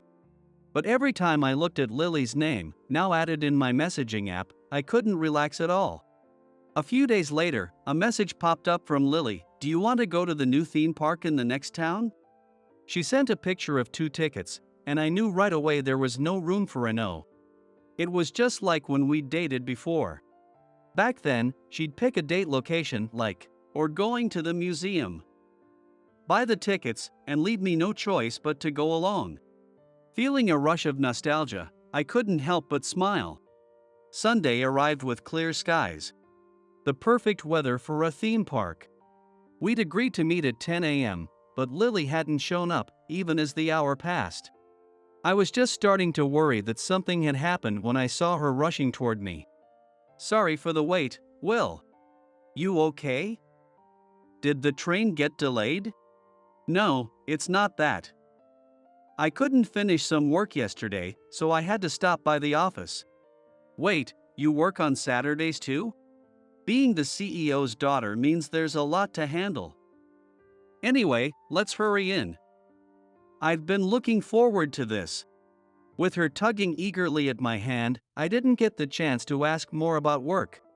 Will, which ride do you want to go on first? Lily grabbed a park map by the entrance, looking at me expectantly. I was so surprised, I stared at her. What? Did I say something weird? No. I just figured you'd drag me to whatever you wanted without asking. That's how our dates went back in high school, didn't they? I'm not the same girl I was back then. I've grown up, you know. Blushing slightly, she pouted. Then wrapped her arm around mine, urging me to choose something. With my heart racing, I decided on a roller coaster. I remembered she used to love the thrill rides. That was so much fun. By the time the western sky was tinged with a soft red, we were leaving the park. Today, Lily let me pick all the rides and even the food. I chose things I thought she'd enjoy, and from her satisfied smile, it seemed like she did. With a refreshed expression, Lily stretched out widely. So, Will, where do you want to go next? She asked, leaning in close to look at my face. It felt odd for me to be the one picking the destination. Was this really a date, after all? She told me she liked me, but I haven't given her an answer, and she doesn't seem to be in any rush for one. Hey, Will? She called, tugging insistently on my arm, snapping me back to reality. Oh, right. How about the museum? There's a special exhibit I've been curious about. Ooh, the museum. That sounds great. Let's go, she replied, her face lighting up with excitement. Seeing her so happy, I steeled myself. Lily, about my response from the other day. Oh no. I have to hurry back, or my dad's going to get mad. I'll text you later, Will. Cutting me off, Lily quickly headed home. I stood there, dumbfounded, watching her walk away, unable to do anything else. The following Sunday, we met directly at the museum. I arrived 20 minutes early and found some shade to escape the blazing sun. But even so, the heat made me sweat. Sorry to keep you waiting, Will. Lily arrived. But something seemed off. Her face was redder than usual. And even in this heat, she wasn't sweating at all. Lily, are you all right? Huh? What do you mean? She tilted her head in confusion, but her voice lacked its usual energy. Let's just go inside already, it's so hot. She mumbled, taking a step forward before stumbling slightly. I quickly caught her, alarmed by how hot her body felt. Even considering the high temperature, she was burning up. We rushed inside the building. I asked the receptionist to let us use the first aid room. Lily, do you have a headache? Are you feeling nauseous? Yes, it hurts. I feel sick. She replied, her voice faint and lifeless. From her condition, I quickly realized she was probably suffering from heat stroke. Using the ice packs provided in the first aid room, I worked to cool her down and helped her sip some oral rehydration drinks. You're welcome to use as much as you need, the receptionist kindly assured me. I'm starting to feel a little better. She murmured, and I felt a wave of relief wash over me. Did you eat breakfast, Lily? I asked. She gave a slight nod, though her gaze avoided mine. What about sleep? Are you getting enough at night? This time, she shook her head. And my heart tightened. And breaks. I started, but the words caught in my throat. The answer was all too obvious. Are you taking any at all? The other day, you mentioned working over the weekend. A hint of frustration crept into my voice. Lily stayed silent. But her silence spoke volumes. So, you're not, are you? I came to that conclusion in my mind. I could see Lily's shoulders trembling slightly. A long silence hung between us. Finally, she slowly lifted her head. Her eyes a mix of determination and uncertainty. Her voice shook as she began. I'm working at my dad's company now. I held my breath. The weight of Lily's words sank deep into my heart. Our family business, it hasn't been doing well for a long time. Her voice faltered. I thought if I could help my dad somehow, all I could really do was work. Lily took a deep breath and began speaking again, her voice trembling. I first realized things weren't going well when I was a junior in high school, right around the time we started dating. She closed her eyes for a moment, as if revisiting that memory. Before that, I was only thinking about myself. I didn't know anything about the company and just did whatever I wanted. Everyone spoiled me because I was the CEO's daughter, and I let it go to my head. Tears started to form in her eyes. I believed we had plenty of money and never questioned it. So, I'd ask my parents to let me travel abroad, buy expensive books. I made a lot of selfish demands. She gave a sad smile, shaking her head slightly. But it wasn't like that at all. We didn't have nearly as much money as I thought. And yet, my parents. Her voice caught in her throat. She took a deep breath, forcing herself to continue. Despite everything, my parents still granted my every whim. Now I realize just how much they must have sacrificed. A single tear traced down her cheek. One day, my father told me, the company might go bankrupt. That one sentence changed everything for me. Lily clenched her fists tightly. It was such a shock, and I realized how much I'd been relying on them. I felt I had to repay all the money I'd wasted. So I started working part-time. She raised her head slightly, looking into my eyes. But I didn't want anyone to know. Especially not you. Her voice was tinged with sorrow. Everyone saw me as this perfect person. I was terrified that if they saw my weakness, they'd all abandon me, that fear was always there.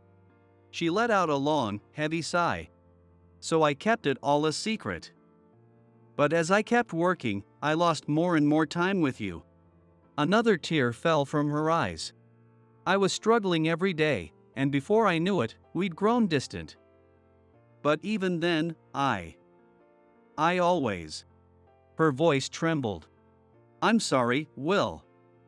I should have told you everything back then. But I was afraid. I thought if you saw how weak I really was, you'd hate me.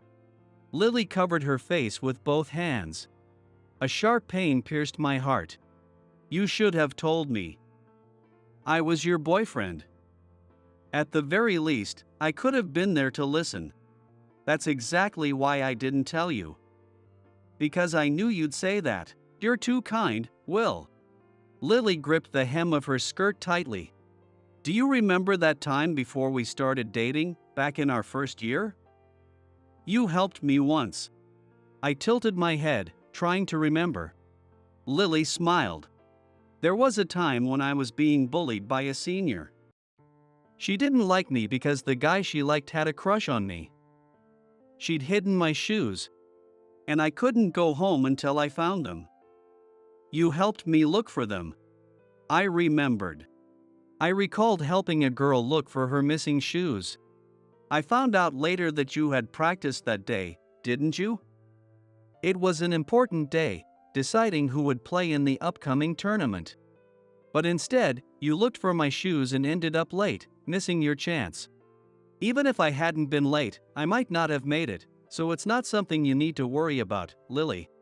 Maybe, but still, you put yourself second to help me.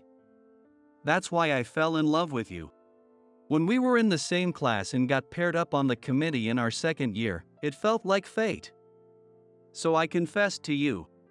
And I became your girlfriend. But, as I mentioned, that's when I learned about the troubles at my father's company. I knew if you found out, you'd sacrifice yourself for me again. So, I broke up with you.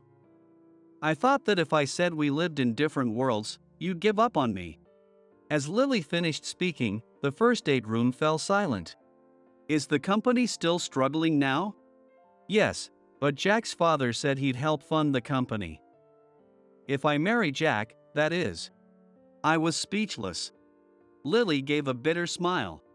If I marry him, I won't be able to see you like this anymore, right? Or tell you how much I've always loved you. I knew I'd regret it if I didn't say anything. So, I had him set up that mixer so I could see you. I'm sorry for the way I acted at first. I didn't mean to put you down. I couldn't risk losing his support. Before I knew it, I was embracing her. My body moved on its own. And I felt her take a sharp breath in my arms. You're the one sacrificing yourself now. Please, lean on me. I still love you, Lily.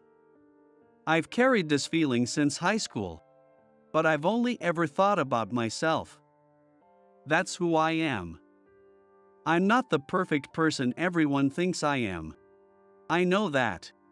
I held her a little tighter as she spoke, her voice thick with tears. I know you're endlessly curious, and once something catches your attention, you lose track of everything else. I was the one who picked up the work you left behind back then, remember? But I didn't mind. I actually enjoyed it. You're strange, Will. Are you really sure about me?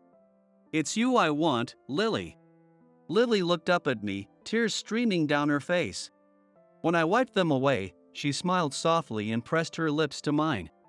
After thoroughly enjoying the museum, we went to a nearby cafe, where we began discussing our future over lunch.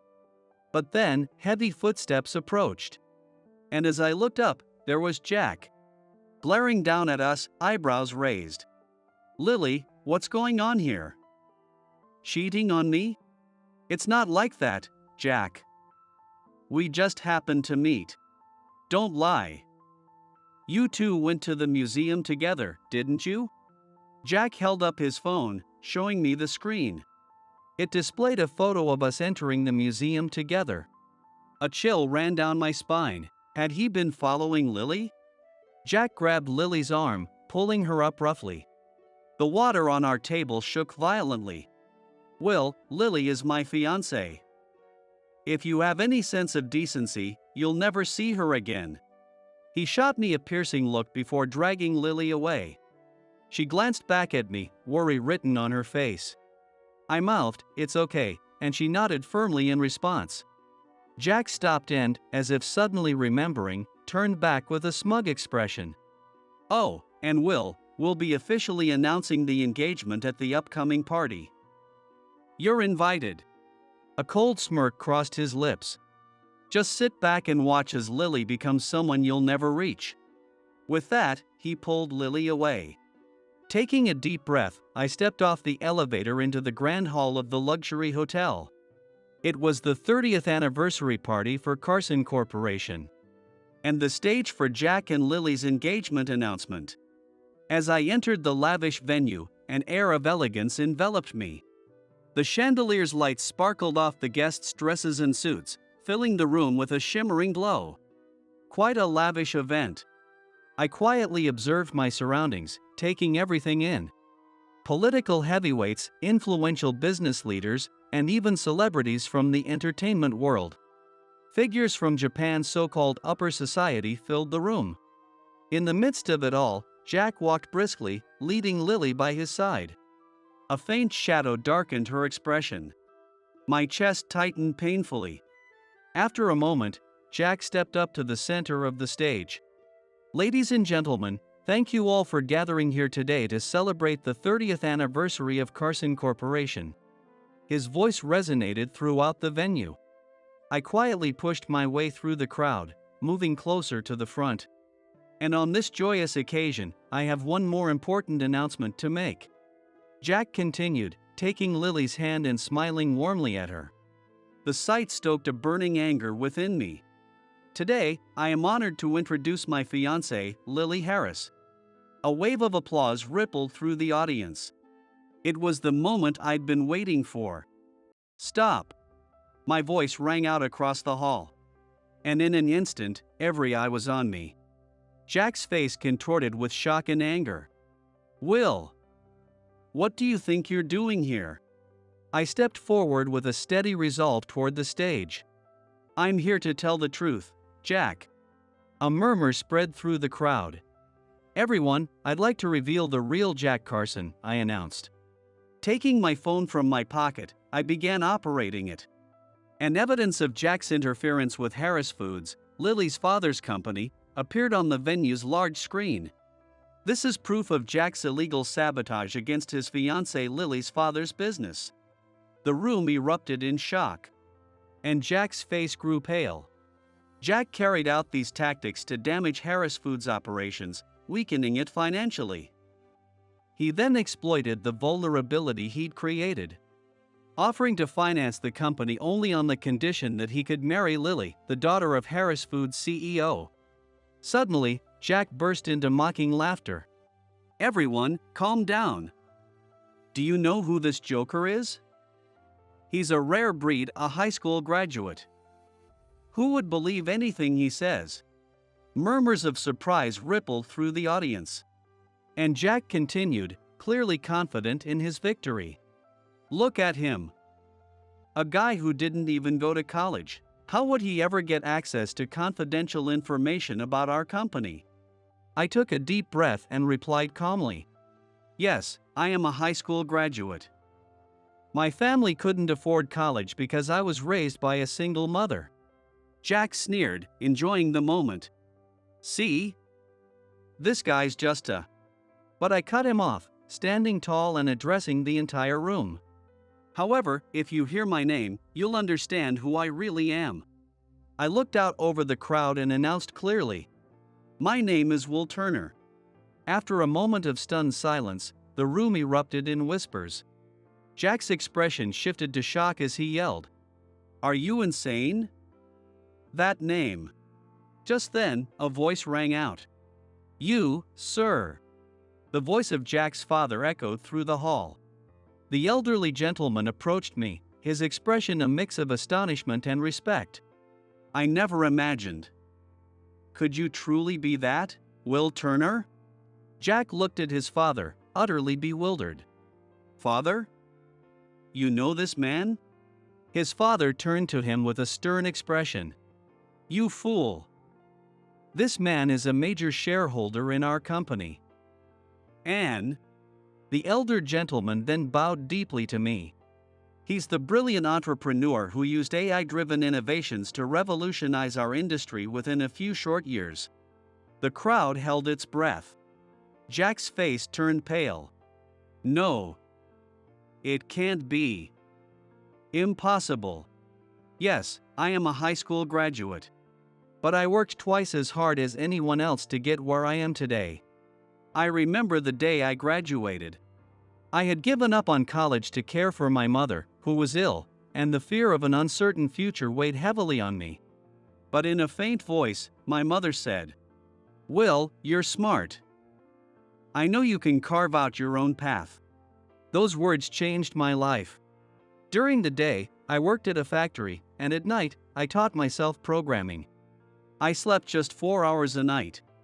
The joy I felt when I got my first program to run. It's all a part of who I am today. And then, I had a fateful encounter. One of the senior workers at the factory saw a program I'd written and was amazed. "Hey, Will, you're incredible. Think you could redesign our company's system?" That one question was the start of my career. Word spread, and soon, I was getting offers even from major companies. While honing my programming skills, I also studied management. I borrowed books from the library and read them tirelessly, sacrificing sleep. Then, I discovered AI technology. I knew instantly, this was it. With AI, I could accomplish what had once seemed impossible. It wasn't just about efficiency, it was about creating new value. 3 years ago, I decided to start my own company. Everyone around me was against it. What could a young high school grad possibly achieve, they said. But I had a dream. I wanted to change the world with technology. I wanted to help people who, like my mother, were in difficult situations. I worked day and night. I failed more times than I could count. But I never gave up. And now, my company has reached the point of revolutionizing the industry. I spoke calmly, yet firmly. "Jack, I can no longer overlook your corruption and the despicable actions you've taken against Harris Foods. Ladies and gentlemen," I continued, addressing the audience, "I am about to announce the new policies for Carson Corporation. First, we will conduct a thorough review of all fraudulent transactions and illegal activities to date, handling them transparently instead of hiding them." Jack's face twisted in anger. But I pressed on. "Second, we will improve the working conditions for our employees. Unpaid overtime and unfair treatment will be entirely eliminated. And we will create an environment where people can work with dignity." A few small claps began to echo through the crowd. "Third, we will leverage our technological strengths to prioritize projects that contribute to society. Our goal is not only profit but also the creation of social value." The applause grew louder. And finally, I looked over at Lily, noticing the tears glistening in her eyes. A word about Harris Foods, her father's company. The room fell silent. "We will provide full support to Harris Foods, which has been subjected to unfair pressures and interference." Lily looked at me, her face full of surprise. "Specifically, we will offer our AI technology free of charge to assist in improving productivity and quality control. We'll also use our network to expand distribution channels, so Harris Foods' high-quality products can reach more consumers." Tears began to spill down Lily's cheeks. "Additionally, we will fully compensate for the damages caused by Carson Corporation's previous interference," I added. A wave of astonishment rippled through the crowd. Harris Foods is an outstanding company built on integrity and quality, and it embodies the values every business should strive for. Going forward, I hope to build a relationship where we can grow together and inspire each other. I smiled at Lily. "Lily, from now on, pursue your dreams without interference. We'll give our all to support you in making them come true." Lily covered her face with her hands, her shoulders trembling as she cried. "These are the new policies of the reformed Carson Corporation. From this moment, we commit to being an honest, sincere, and socially responsible company." I sincerely ask for your understanding and support." When I finished speaking, the hall was wrapped in silence. Then, in the next moment, a wave of applause broke out. Jack's father approached me, bowing deeply. "I apologize. We will thoroughly investigate my son's actions based on the evidence you've gathered. I ask for your continued support for our company. Thank you. I will do my utmost to meet everyone's expectations." Jack's father bowed to me repeatedly, clearly humbled. Suddenly, Jack, standing nearby, punched the wall in frustration. "Don't mess with me. I've liked Lily since high school. But she chose you, Will. When you two broke up, I was relieved. But no matter how many times I tried to get close to her, she'd never say yes. I had no other way to make her mine, and now here you are again, ruining everything." In a sudden, fierce motion, Lily slapped Jack across the face. Caught off guard, he stumbled backward, landing on the floor and looking up at her in shock. "Enough. Do you even realize how much trouble you've caused others? When I was struggling, you kept pushing for dates and asking me to be with you, completely ignoring my situation. I would never fall for someone as selfish as you." Lily's tears started to flow freely. I gently rubbed her back, and she buried her face in my chest, sobbing. Jack stayed silent, head bowed, still kneeling on the floor. In the end, Jack was arrested for his role in the business interference. Being the son of the Carson's CEO, Jack managed to settle things by paying a fine and wasn't fired from the company. But he was removed from the list of potential successors. Furthermore, he was demoted to a regular employee, with no chance of promotion ever again. A few months later, I was working alongside Lily at Harris Foods. "Oh, this design looks great," I said, standing next to her and examining the new packaging. "Optimized through AI, it looks sleek and functional." "Yeah, it's fantastic. This will be definitely sold," Lily replied, her eyes shining. On the wall monitor, a performance graph for Harris Foods was displayed. The curve showed a steady, impressive rise since the implementation, beautifully charted on the screen. "Our sales are up 1.5 times from last year, and profits have doubled," Lily murmured, clearly moved. "Thanks to AI optimizing our production management and the new markets we've tapped into," I replied with satisfaction. Just then, Lily's assistant, Ben, entered the room. "Ms. Harris, amazing news. We just received a huge order from that upscale supermarket." Lily looked up at me in surprise. I just gave her a sly grin. With this, my dad's dream of nationwide expansion might actually become a reality. Tears glistened in Lily's eyes. Harris Foods sales were thriving. Not long after, Lily's father personally called me in and bowed deeply. "It looks like we're finally escaping the vicious cycle we were in. I can't thank you enough, Will." Lily stood beside him, bowing as well. Her father glanced at her with a warm look. I nearly let everything fall onto this girl's shoulders. She's always been so capable, helping us by working multiple part-time jobs since high school. I leaned on her too much. But from now on, I'll make sure she doesn't have to carry the weight alone. "Dad, I really don't mind," Lily began. "No, my mind is made up." "Lily, from now on, if it's too much, just say so. I don't want you pushing yourself anymore. That's what family is for, to support one another, right?" Lily nodded sincerely. After ruffling her hair affectionately, her father asked her to walk me out. We walked side by side. Above us stretched a perfectly clear sky. As we strolled, Lily gently intertwined her fingers with mine. "Thank you so much, Will. Not only for handling the situation with Jack but for helping save our company. I did it because it's what I wanted to do. Plus, my company's revenue is up, too, thanks to contracting some work with yours." Lily smiled at my reply. I tightened my grip on her hand just a little. "Lily, will you marry me?" I want to be by your side, supporting you for the rest of our lives." Her cheeks flushed red. Then she broke into a radiant smile. "I want to support you, too. From now on, I want to be with you always." She buried her face in my chest. Holding her close, I felt an overwhelming sense of love. No one is perfect. That's why we rely on each other, finding strength in mutual support. She had once been seen as flawless by those around her, even while she quietly shouldered her struggles. Now, I want to stand by her, helping each other along as we walk through life together.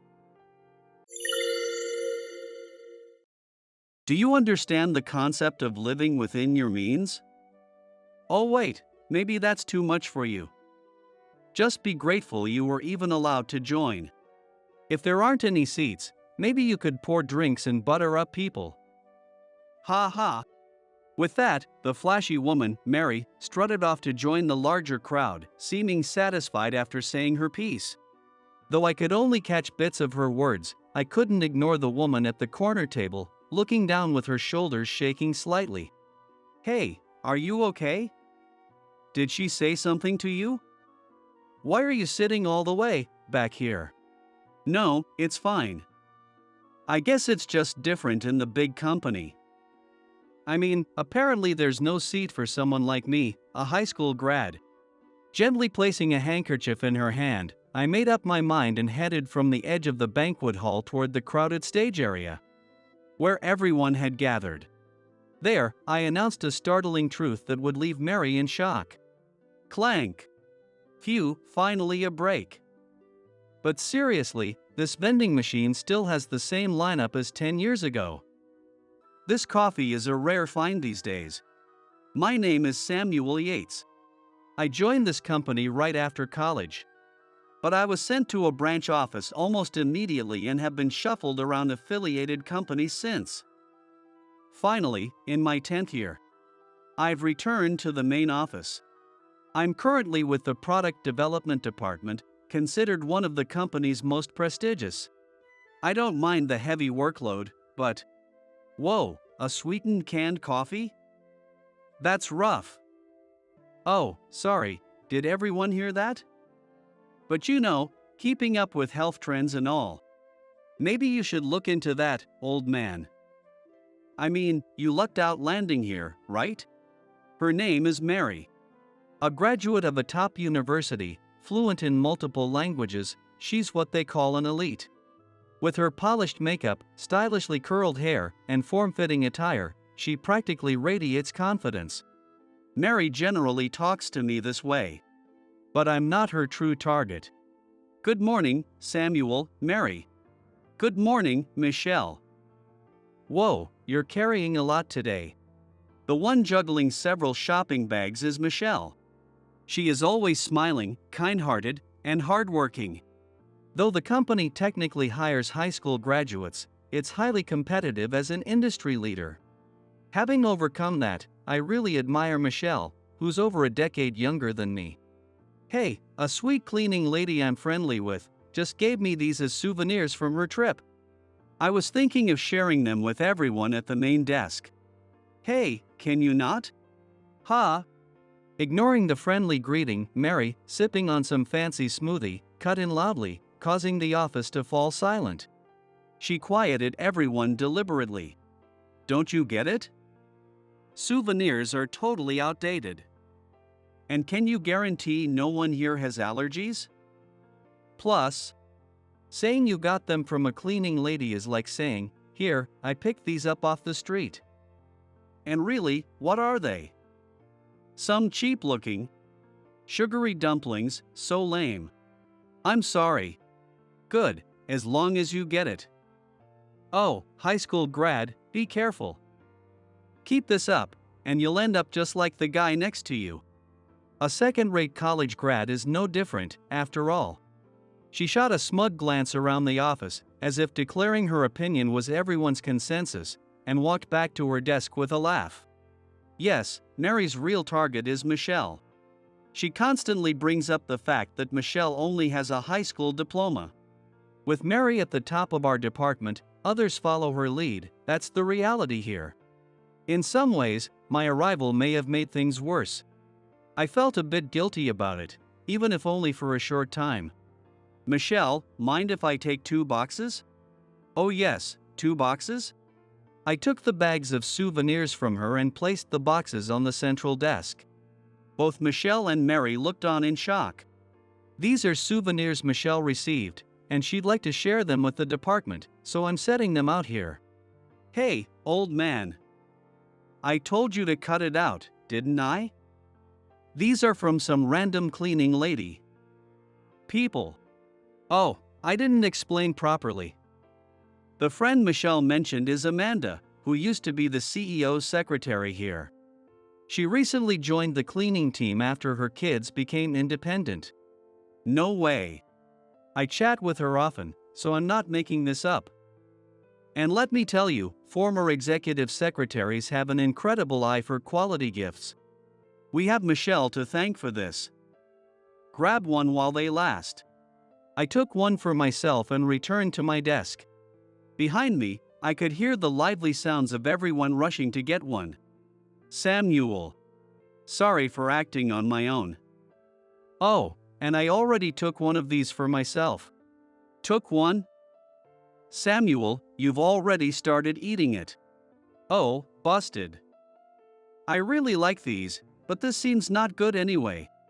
Despite being told countless times to act with more authority, I knew this was where I fell short.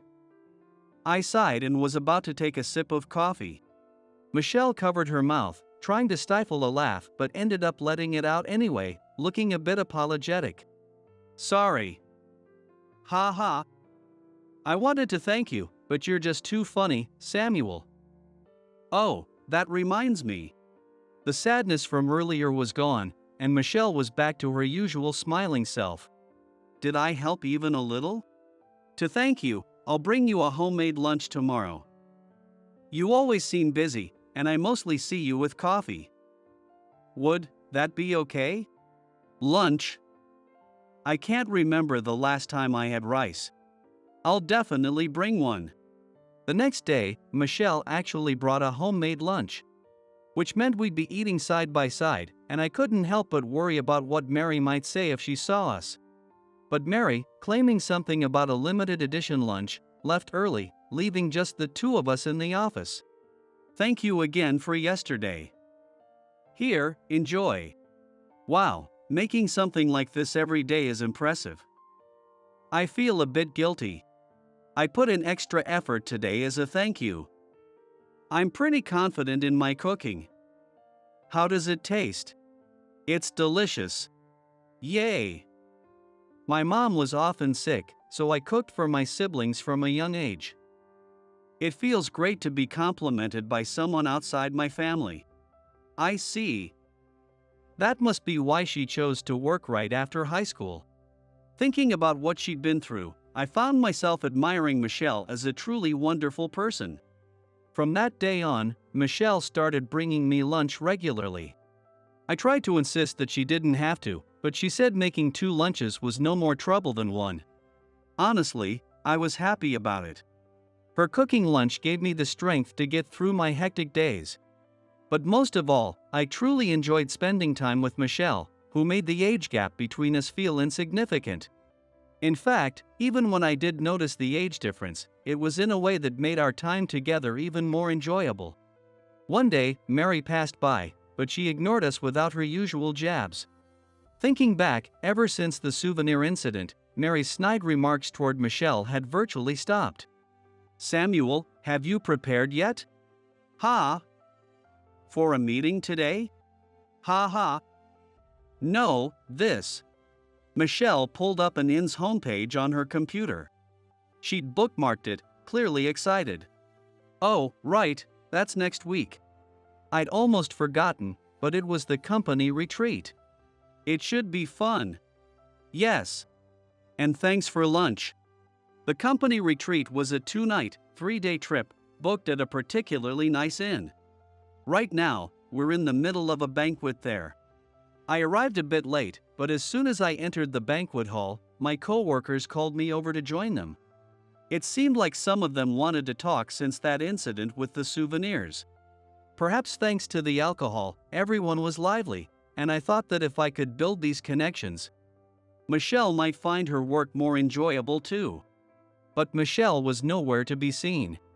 And neither was Mary, who would normally be in the center of the crowd at a place like this. I had a bad feeling. Have you seen Michelle and Mary? Now that you mention it, they're not here. There are people from other departments, so I'm not sure. I think I saw them before the banquet. Though, I cut the conversation short and decided to search for Michelle. There were so many people around. Calling out her name wasn't an option. She might be chatting with friends from another department. If that's the case, that's fine, but I felt a strong need to find her. She was nowhere to be found. I raised my gaze to the far end of the hall. No way. My worst fears had come true. There, at the very edge of an unassigned table, Michelle was standing with her head down, while Mary leaned over her, saying something. I couldn't care less about proper etiquette. I rushed toward them. Do you even understand what living within your means means? Oh, right, maybe that's too advanced for someone like you. Just be grateful you were allowed to join. No seat? Then why don't you pour drinks and flatter people? That's so. What's going on here? Oh. Well, if it isn't Mr. Old-Timer. I thought you weren't coming. Don't worry, we've got your seat ready. I don't follow, Mary. Mary gave a satisfied smile and walked off to rejoin the crowd. Though I'd only caught fragments of what was said, I couldn't ignore Michelle, who was standing at the corner of the table, head lowered. Her shoulders trembling slightly. What happened? Did she say something to you? Why are you sitting all the way out here? No, it's nothing. I guess things really are different in the big company. For someone like me, a high school grad, it seems there's no seat here. Mary was in charge of organizing the event. I see. So that's why she held back until now. She was planning this all along. I gently placed a handkerchief in Michelle's hand and helped her sit down. Resolving myself, I made a phone call. Then headed from the edge of the banquet hall toward the crowded stage area. I wasn't sure if this would help Michelle. I shouldn't let personal feelings get in the way in the first place. But a company where kind people are forced to endure unfair treatment isn't a place I can believe in. Rattle. Wait, is that Edward and the Vice President, Mr. Hughes? What are they doing at the banquet? The room buzzed for a moment, but the head of HR, Edward, took the microphone, and silence fell over the crowd. Apologies for interrupting the banquet. This announcement was actually scheduled for tomorrow, but, well, here we are. Sorry for the sudden news. But we have a personnel announcement to make. Everyone looked stunned as Mr. Hughes took over. This was originally going to be a press announcement, but our president decided it would be more fun to do it here with everyone. The company was well known for the Yates brothers, our spirited president and sharp-eyed vice president, Mr. Hughes. That sharp gaze was now directed at one part of the room. Let's get right to it. Mr. Yates will retire and take on the role of chairman, and a new president will take his place. Mr. Yates, if you're moving up the schedule, we'll need a proper inaugural speech. No way. The room was still stunned, but a stifled gasp escaped from our product development department. At the far end of the hall, Michelle was clutching her handkerchief, her eyes wide with shock. Samuel. Everyone, sorry to interrupt your lively banquet. As of the 1st of next month, I will be assuming the role of company president. I'm Samuel Yates. I bowed, prompting a round of hesitant applause. Sighing, I thought to myself that while my 10 years of field experience had been valuable, I might have needed more practice with speeches like these. Formality doesn't suit me well, I suppose. Well, as you know, our company has grown from humble beginnings, expanded through generations, and adapted to the times. Thanks to the strong bond we have with our employees. Do not create people who cannot be happy. This is the belief passed down from our founder, encompassing all those connected to our company. I intend to uphold this legacy. After a round of applause, I looked over at Michelle. She had her handkerchief pressed to her mouth, her eyes even wider as she looked at me. As much as I wanted to go to her, I knew it wasn't the time. Instead, I mouthed the words to her, hoping she would understand. Later, once the banquet was over and everyone had returned to their rooms, I sat down in the deserted courtyard. Thinking back, I realized I hadn't told her where to meet. Maybe it didn't work out. Hey, you! Just as I started to gaze at the moon, lost in thought, someone smacked my shoulder from behind, more like practically knocked me off balance. Michelle! Honestly, I've been looking all over for you. Just saying later isn't exactly clear, you know? Right, good point. Michelle, adjusting her slightly rumpled clothes, sat down beside me. She must have searched everywhere. Feeling a bit guilty, I was also a little flustered by her different look tonight, her hair down and more relaxed. Here, coffee. Wait, you bought this for me? Oh, thank you. When I think of you, I think of coffee. Today, I'll join you.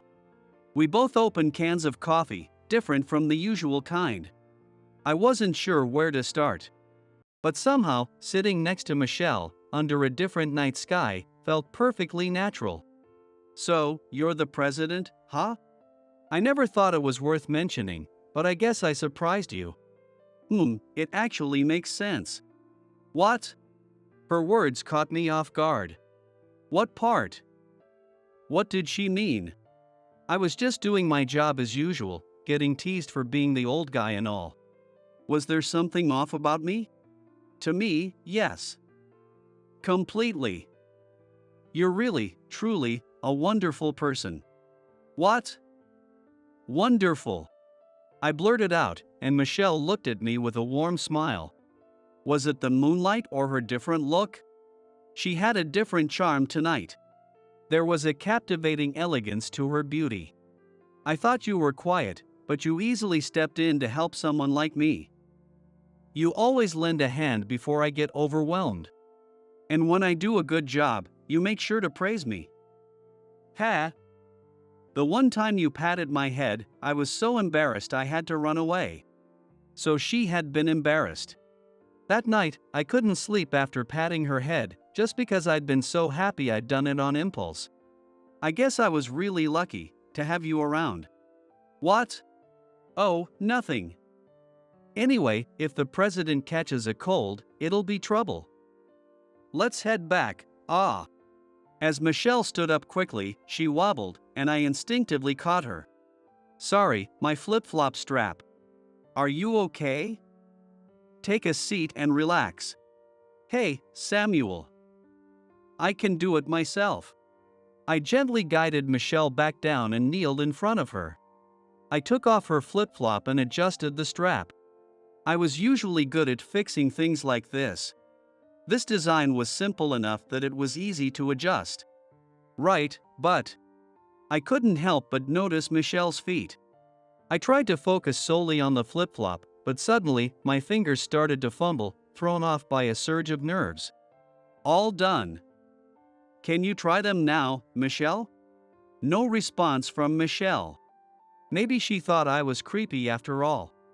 I probably didn't even need to squat down in front of her like that. I'd acted hastily.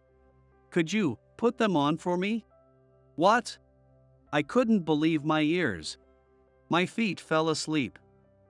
Could you help me put them on, Samuel? Okay.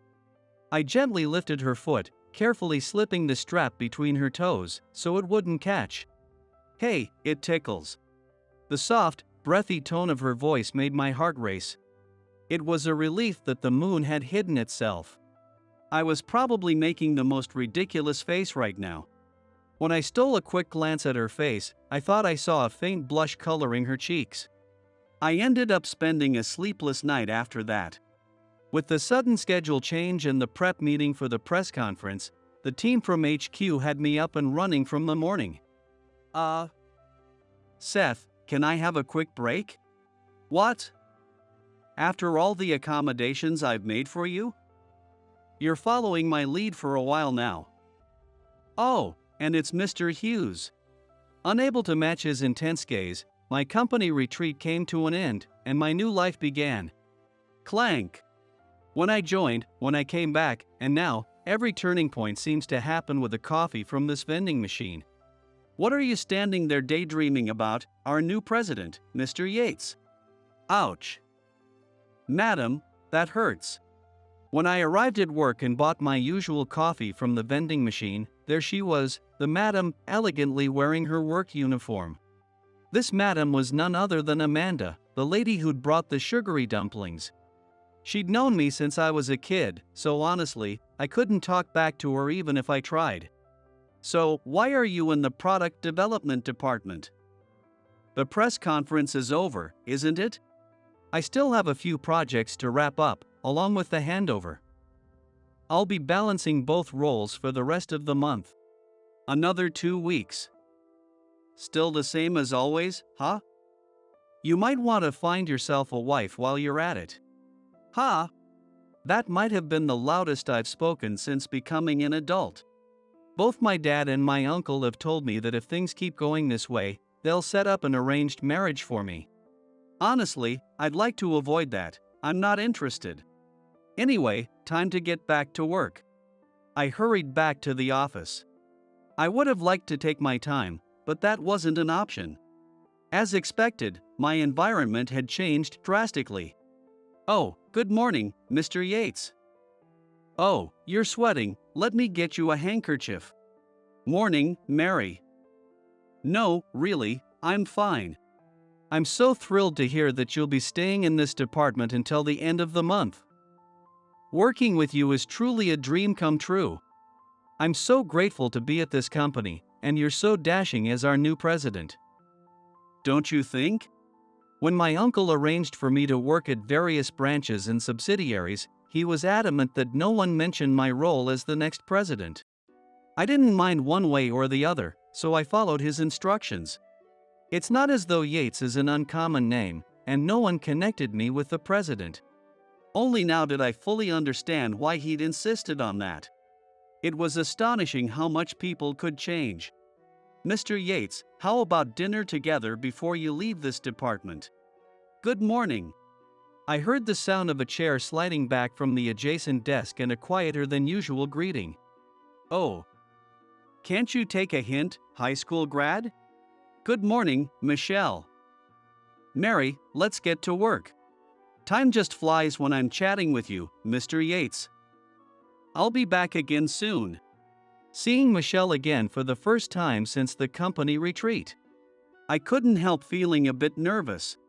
I wondered if she was really okay after everything that happened. Would it be awkward to bring it up? Michelle. Oh, should I start calling you Mr. Yates too? I'd rather you keep calling me the way you always have. Oh, thank goodness. I was really worried about what to do. Okay, let's have a great day, Samuel. There were still some people who hadn't changed. I felt a deep sense of relief that Michelle was one of them.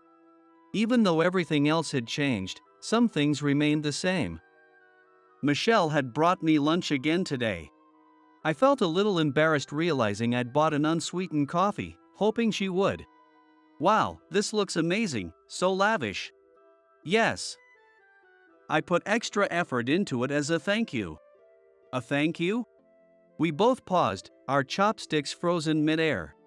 Memories of that day came rushing back. Was my face turning red? Thank you for what you did at the company retreat. I never properly thanked you. It meant a lot that you came over to check on me. I was feeling pretty low. All I did was show up. I couldn't really do anything. No, just having you there made all the difference. If I'd been able to help her in any way, I was truly glad. Still, even though her words made me happy, I couldn't shake an odd feeling of unease. Maybe it was because she took out that handkerchief from her bag, her eyes welling up with tears. Here, I'm returning your handkerchief. And today's lunch is the last one. Oh, okay. I put all my gratitude into this one, as well as thanks for everything up until now. Just leave the empty box on your desk when you're done. I have a conference room to set up. The words I wanted to say were stuck, unable to come out.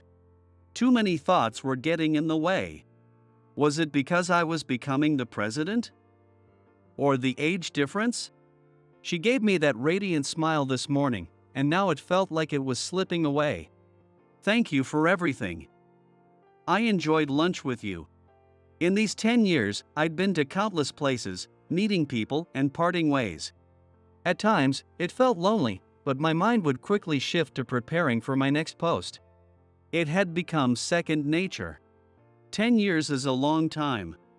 And yet, this bond, this brief time we shared, was ending so easily, leaving me unexpectedly shaken.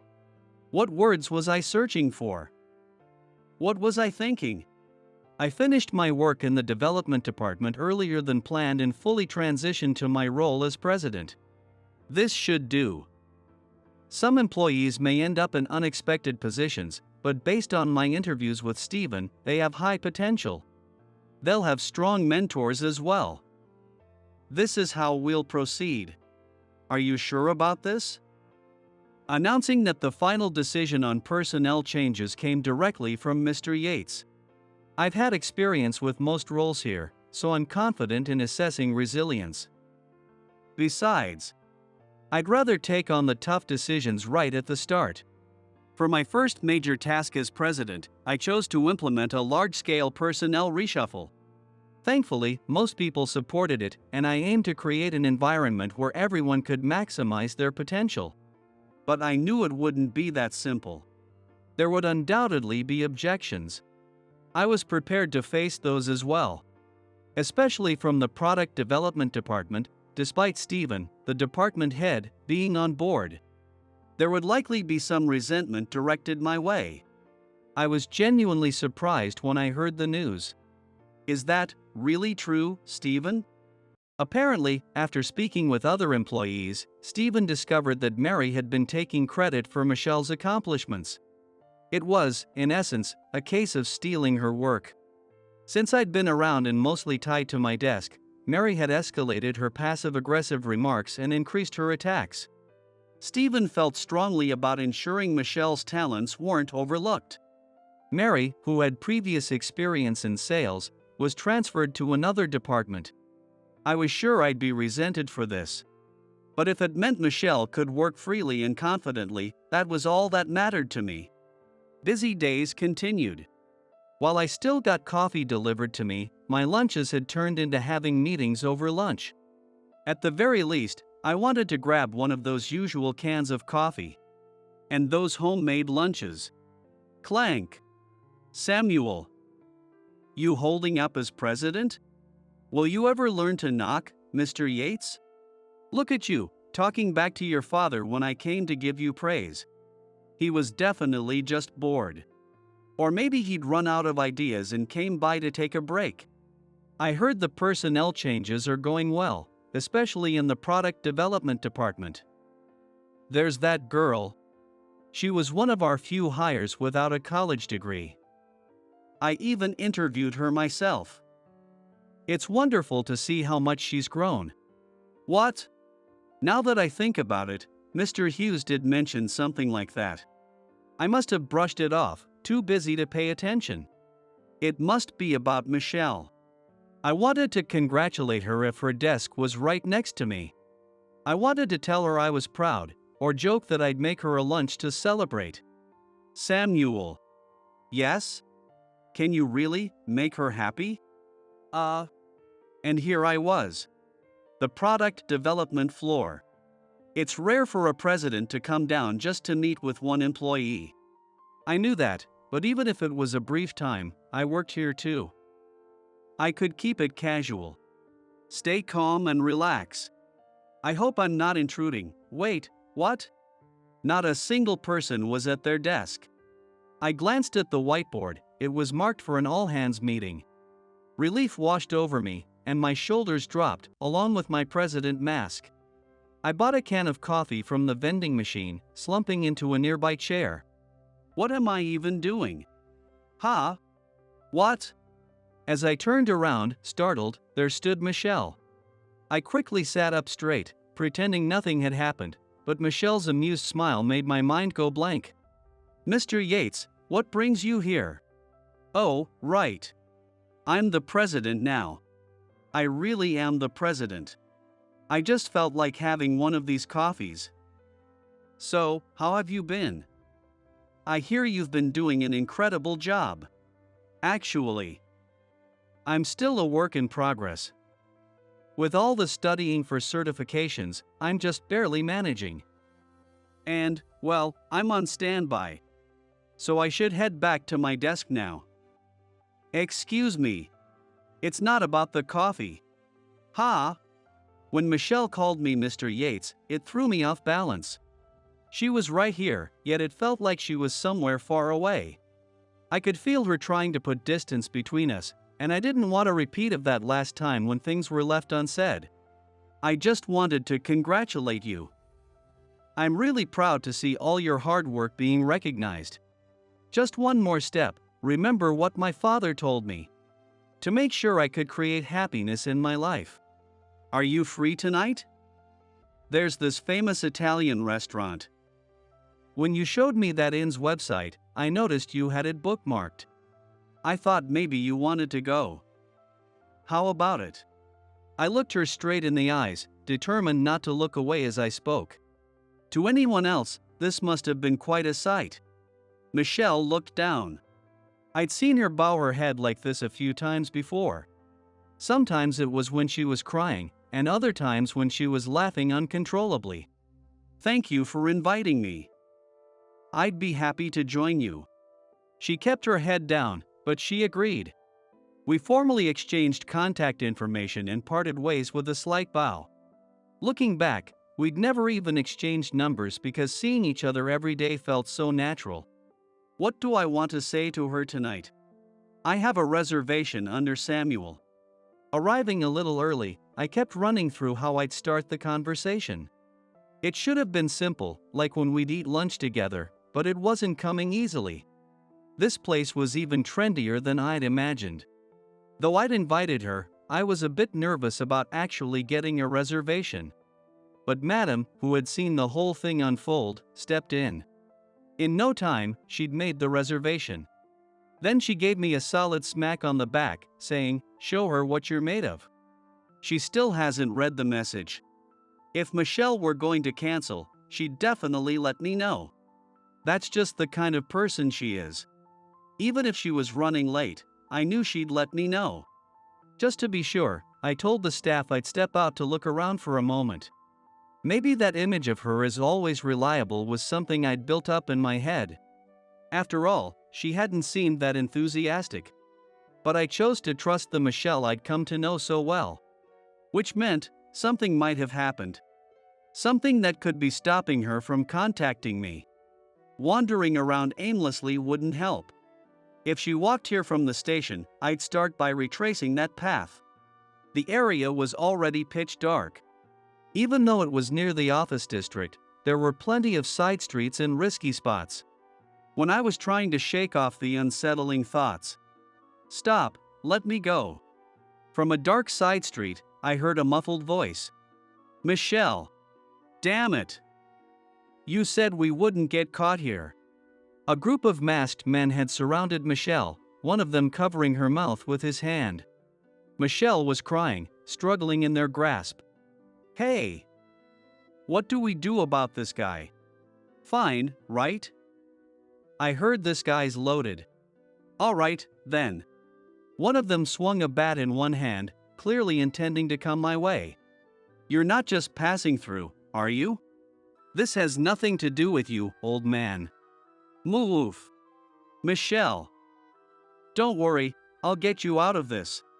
At that moment, one of the men threw a punch to my stomach. Hey! What?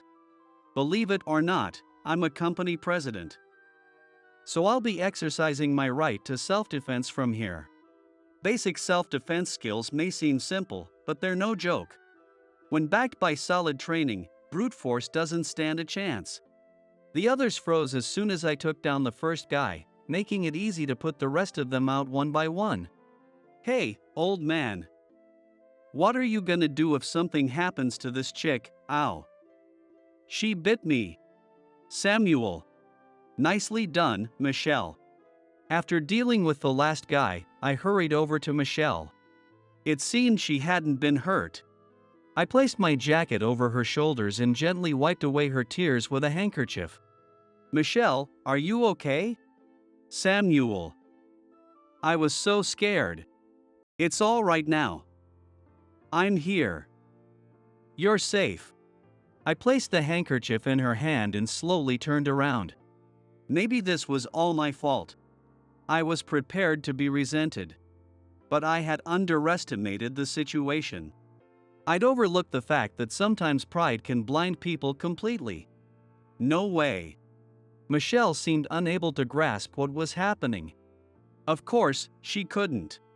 Is that what they call the art of kingship? Even your self-defense skills are impeccable, Mr. Yates.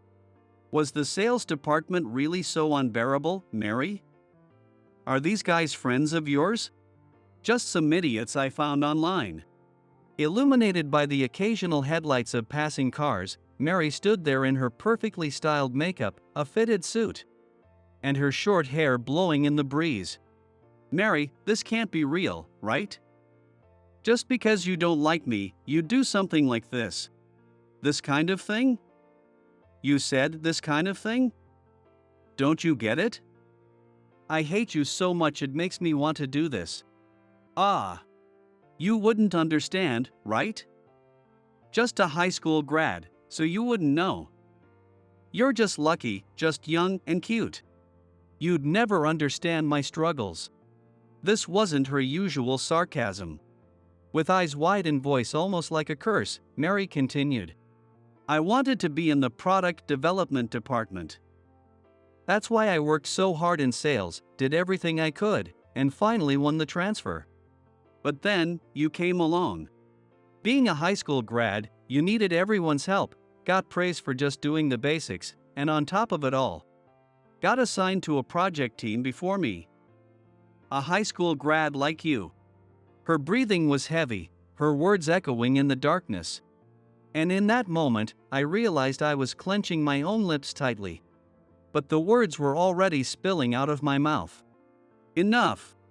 Both Mary and Michelle flinched at my shout, but I couldn't stop now. Mary, what have you even been looking at when it comes to Michelle? Did you see her just sitting around, or simply trying to charm people? She came in early, stayed late, and earned her certifications, doing everything she could to get up to speed. She's still working to improve her skills. Everyone noticed, and that's why people were drawn to her because they recognized her hard work. So what? She's still a worthless high school grad. Why should I have to lose to someone like her? You didn't lose to Michelle. You lost to your own pride. You became so fixated on being the elite that you blinded yourself. You couldn't stand stumbling in the place you once admired, so you clung to your one advantage, your education, to demean Michelle and shield your pride. But that's not strength. Just as I was saying all this, Michelle tugged on my arm from behind. Let me say something, Samuel. Without saying a word, I offered Michelle my shoulder and took a small step back. Her tears had dried, and she was looking at Mary with a sharp, determined gaze. Oh. If you're calling the police, get on with it. Seems like those punks ran off without anyone noticing. I don't like you, either, Mary. Honestly, I'd be creeped out if you did. Yes. But I used to like you. I almost blurted out, what, in surprise. Mary seemed just as stunned, her face momentarily frozen in shock. I remember, on the day of my interview, I was so nervous. In my high school uniform, I felt everyone staring at me, and I kept worrying that I'd fail. I felt awful. But then someone spoke to me, saying, just smile, you'll be fine. You only said it in passing, but you looked so confident, so elegant.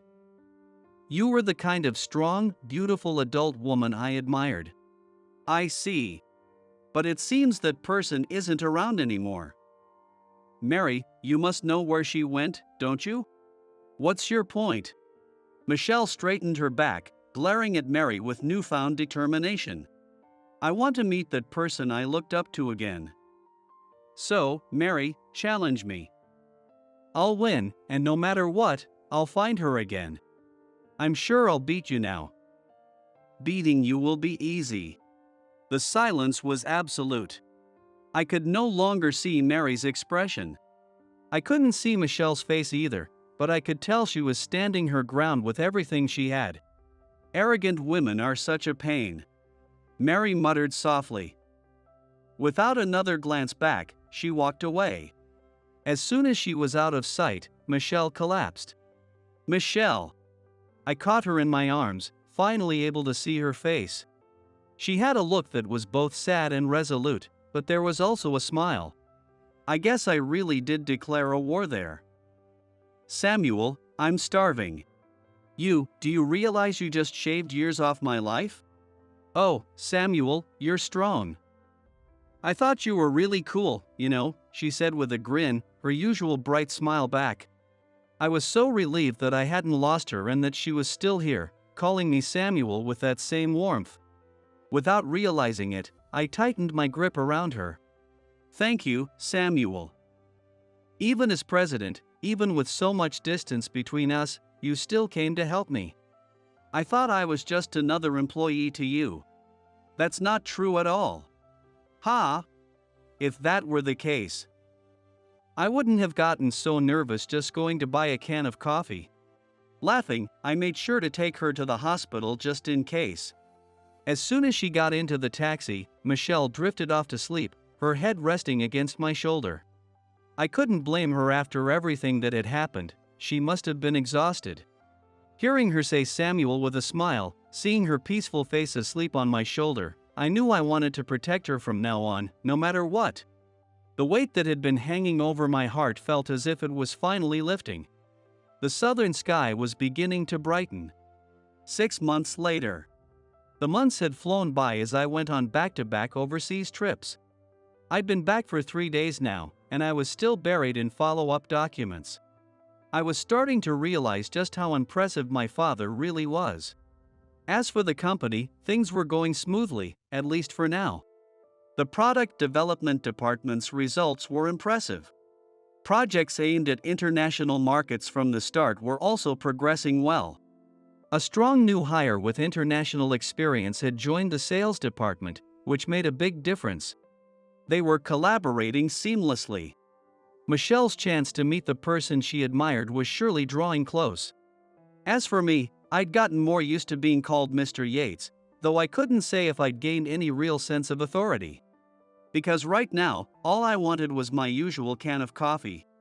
Taking breaks is part of the job.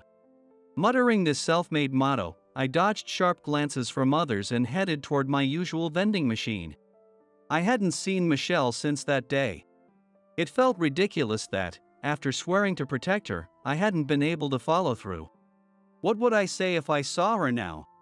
No, I had to admit it, the coffee was just an excuse.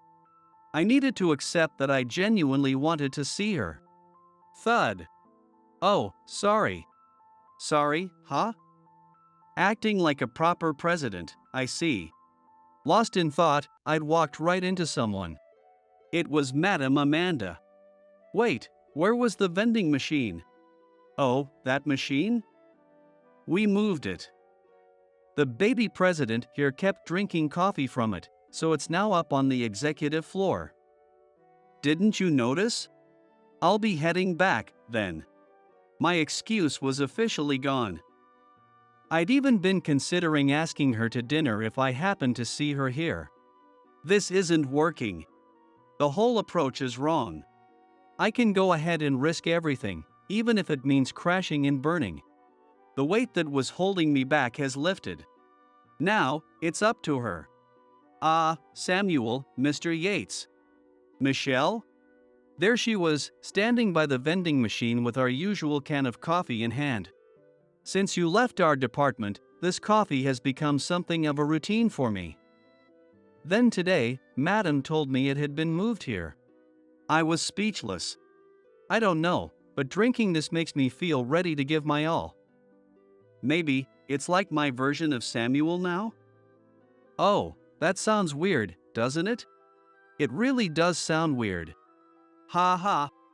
I walked up to her, took the can gently from her hand, and said, "For me, this coffee was just an excuse to see you. Sure, I like the coffee, but without the chance to meet you, it just lost its meaning. And now, I don't know what to do. I have an excuse now, too. I'll come here for lunch to get a coffee every day. Maybe I'll even bring a lunch." It was time to be the kind of man who could make her happy, even if it had taken half a year to get here. Even if I'm just an older guy. I'll do my best to make you happy. I've been happy ever since that day you made me laugh.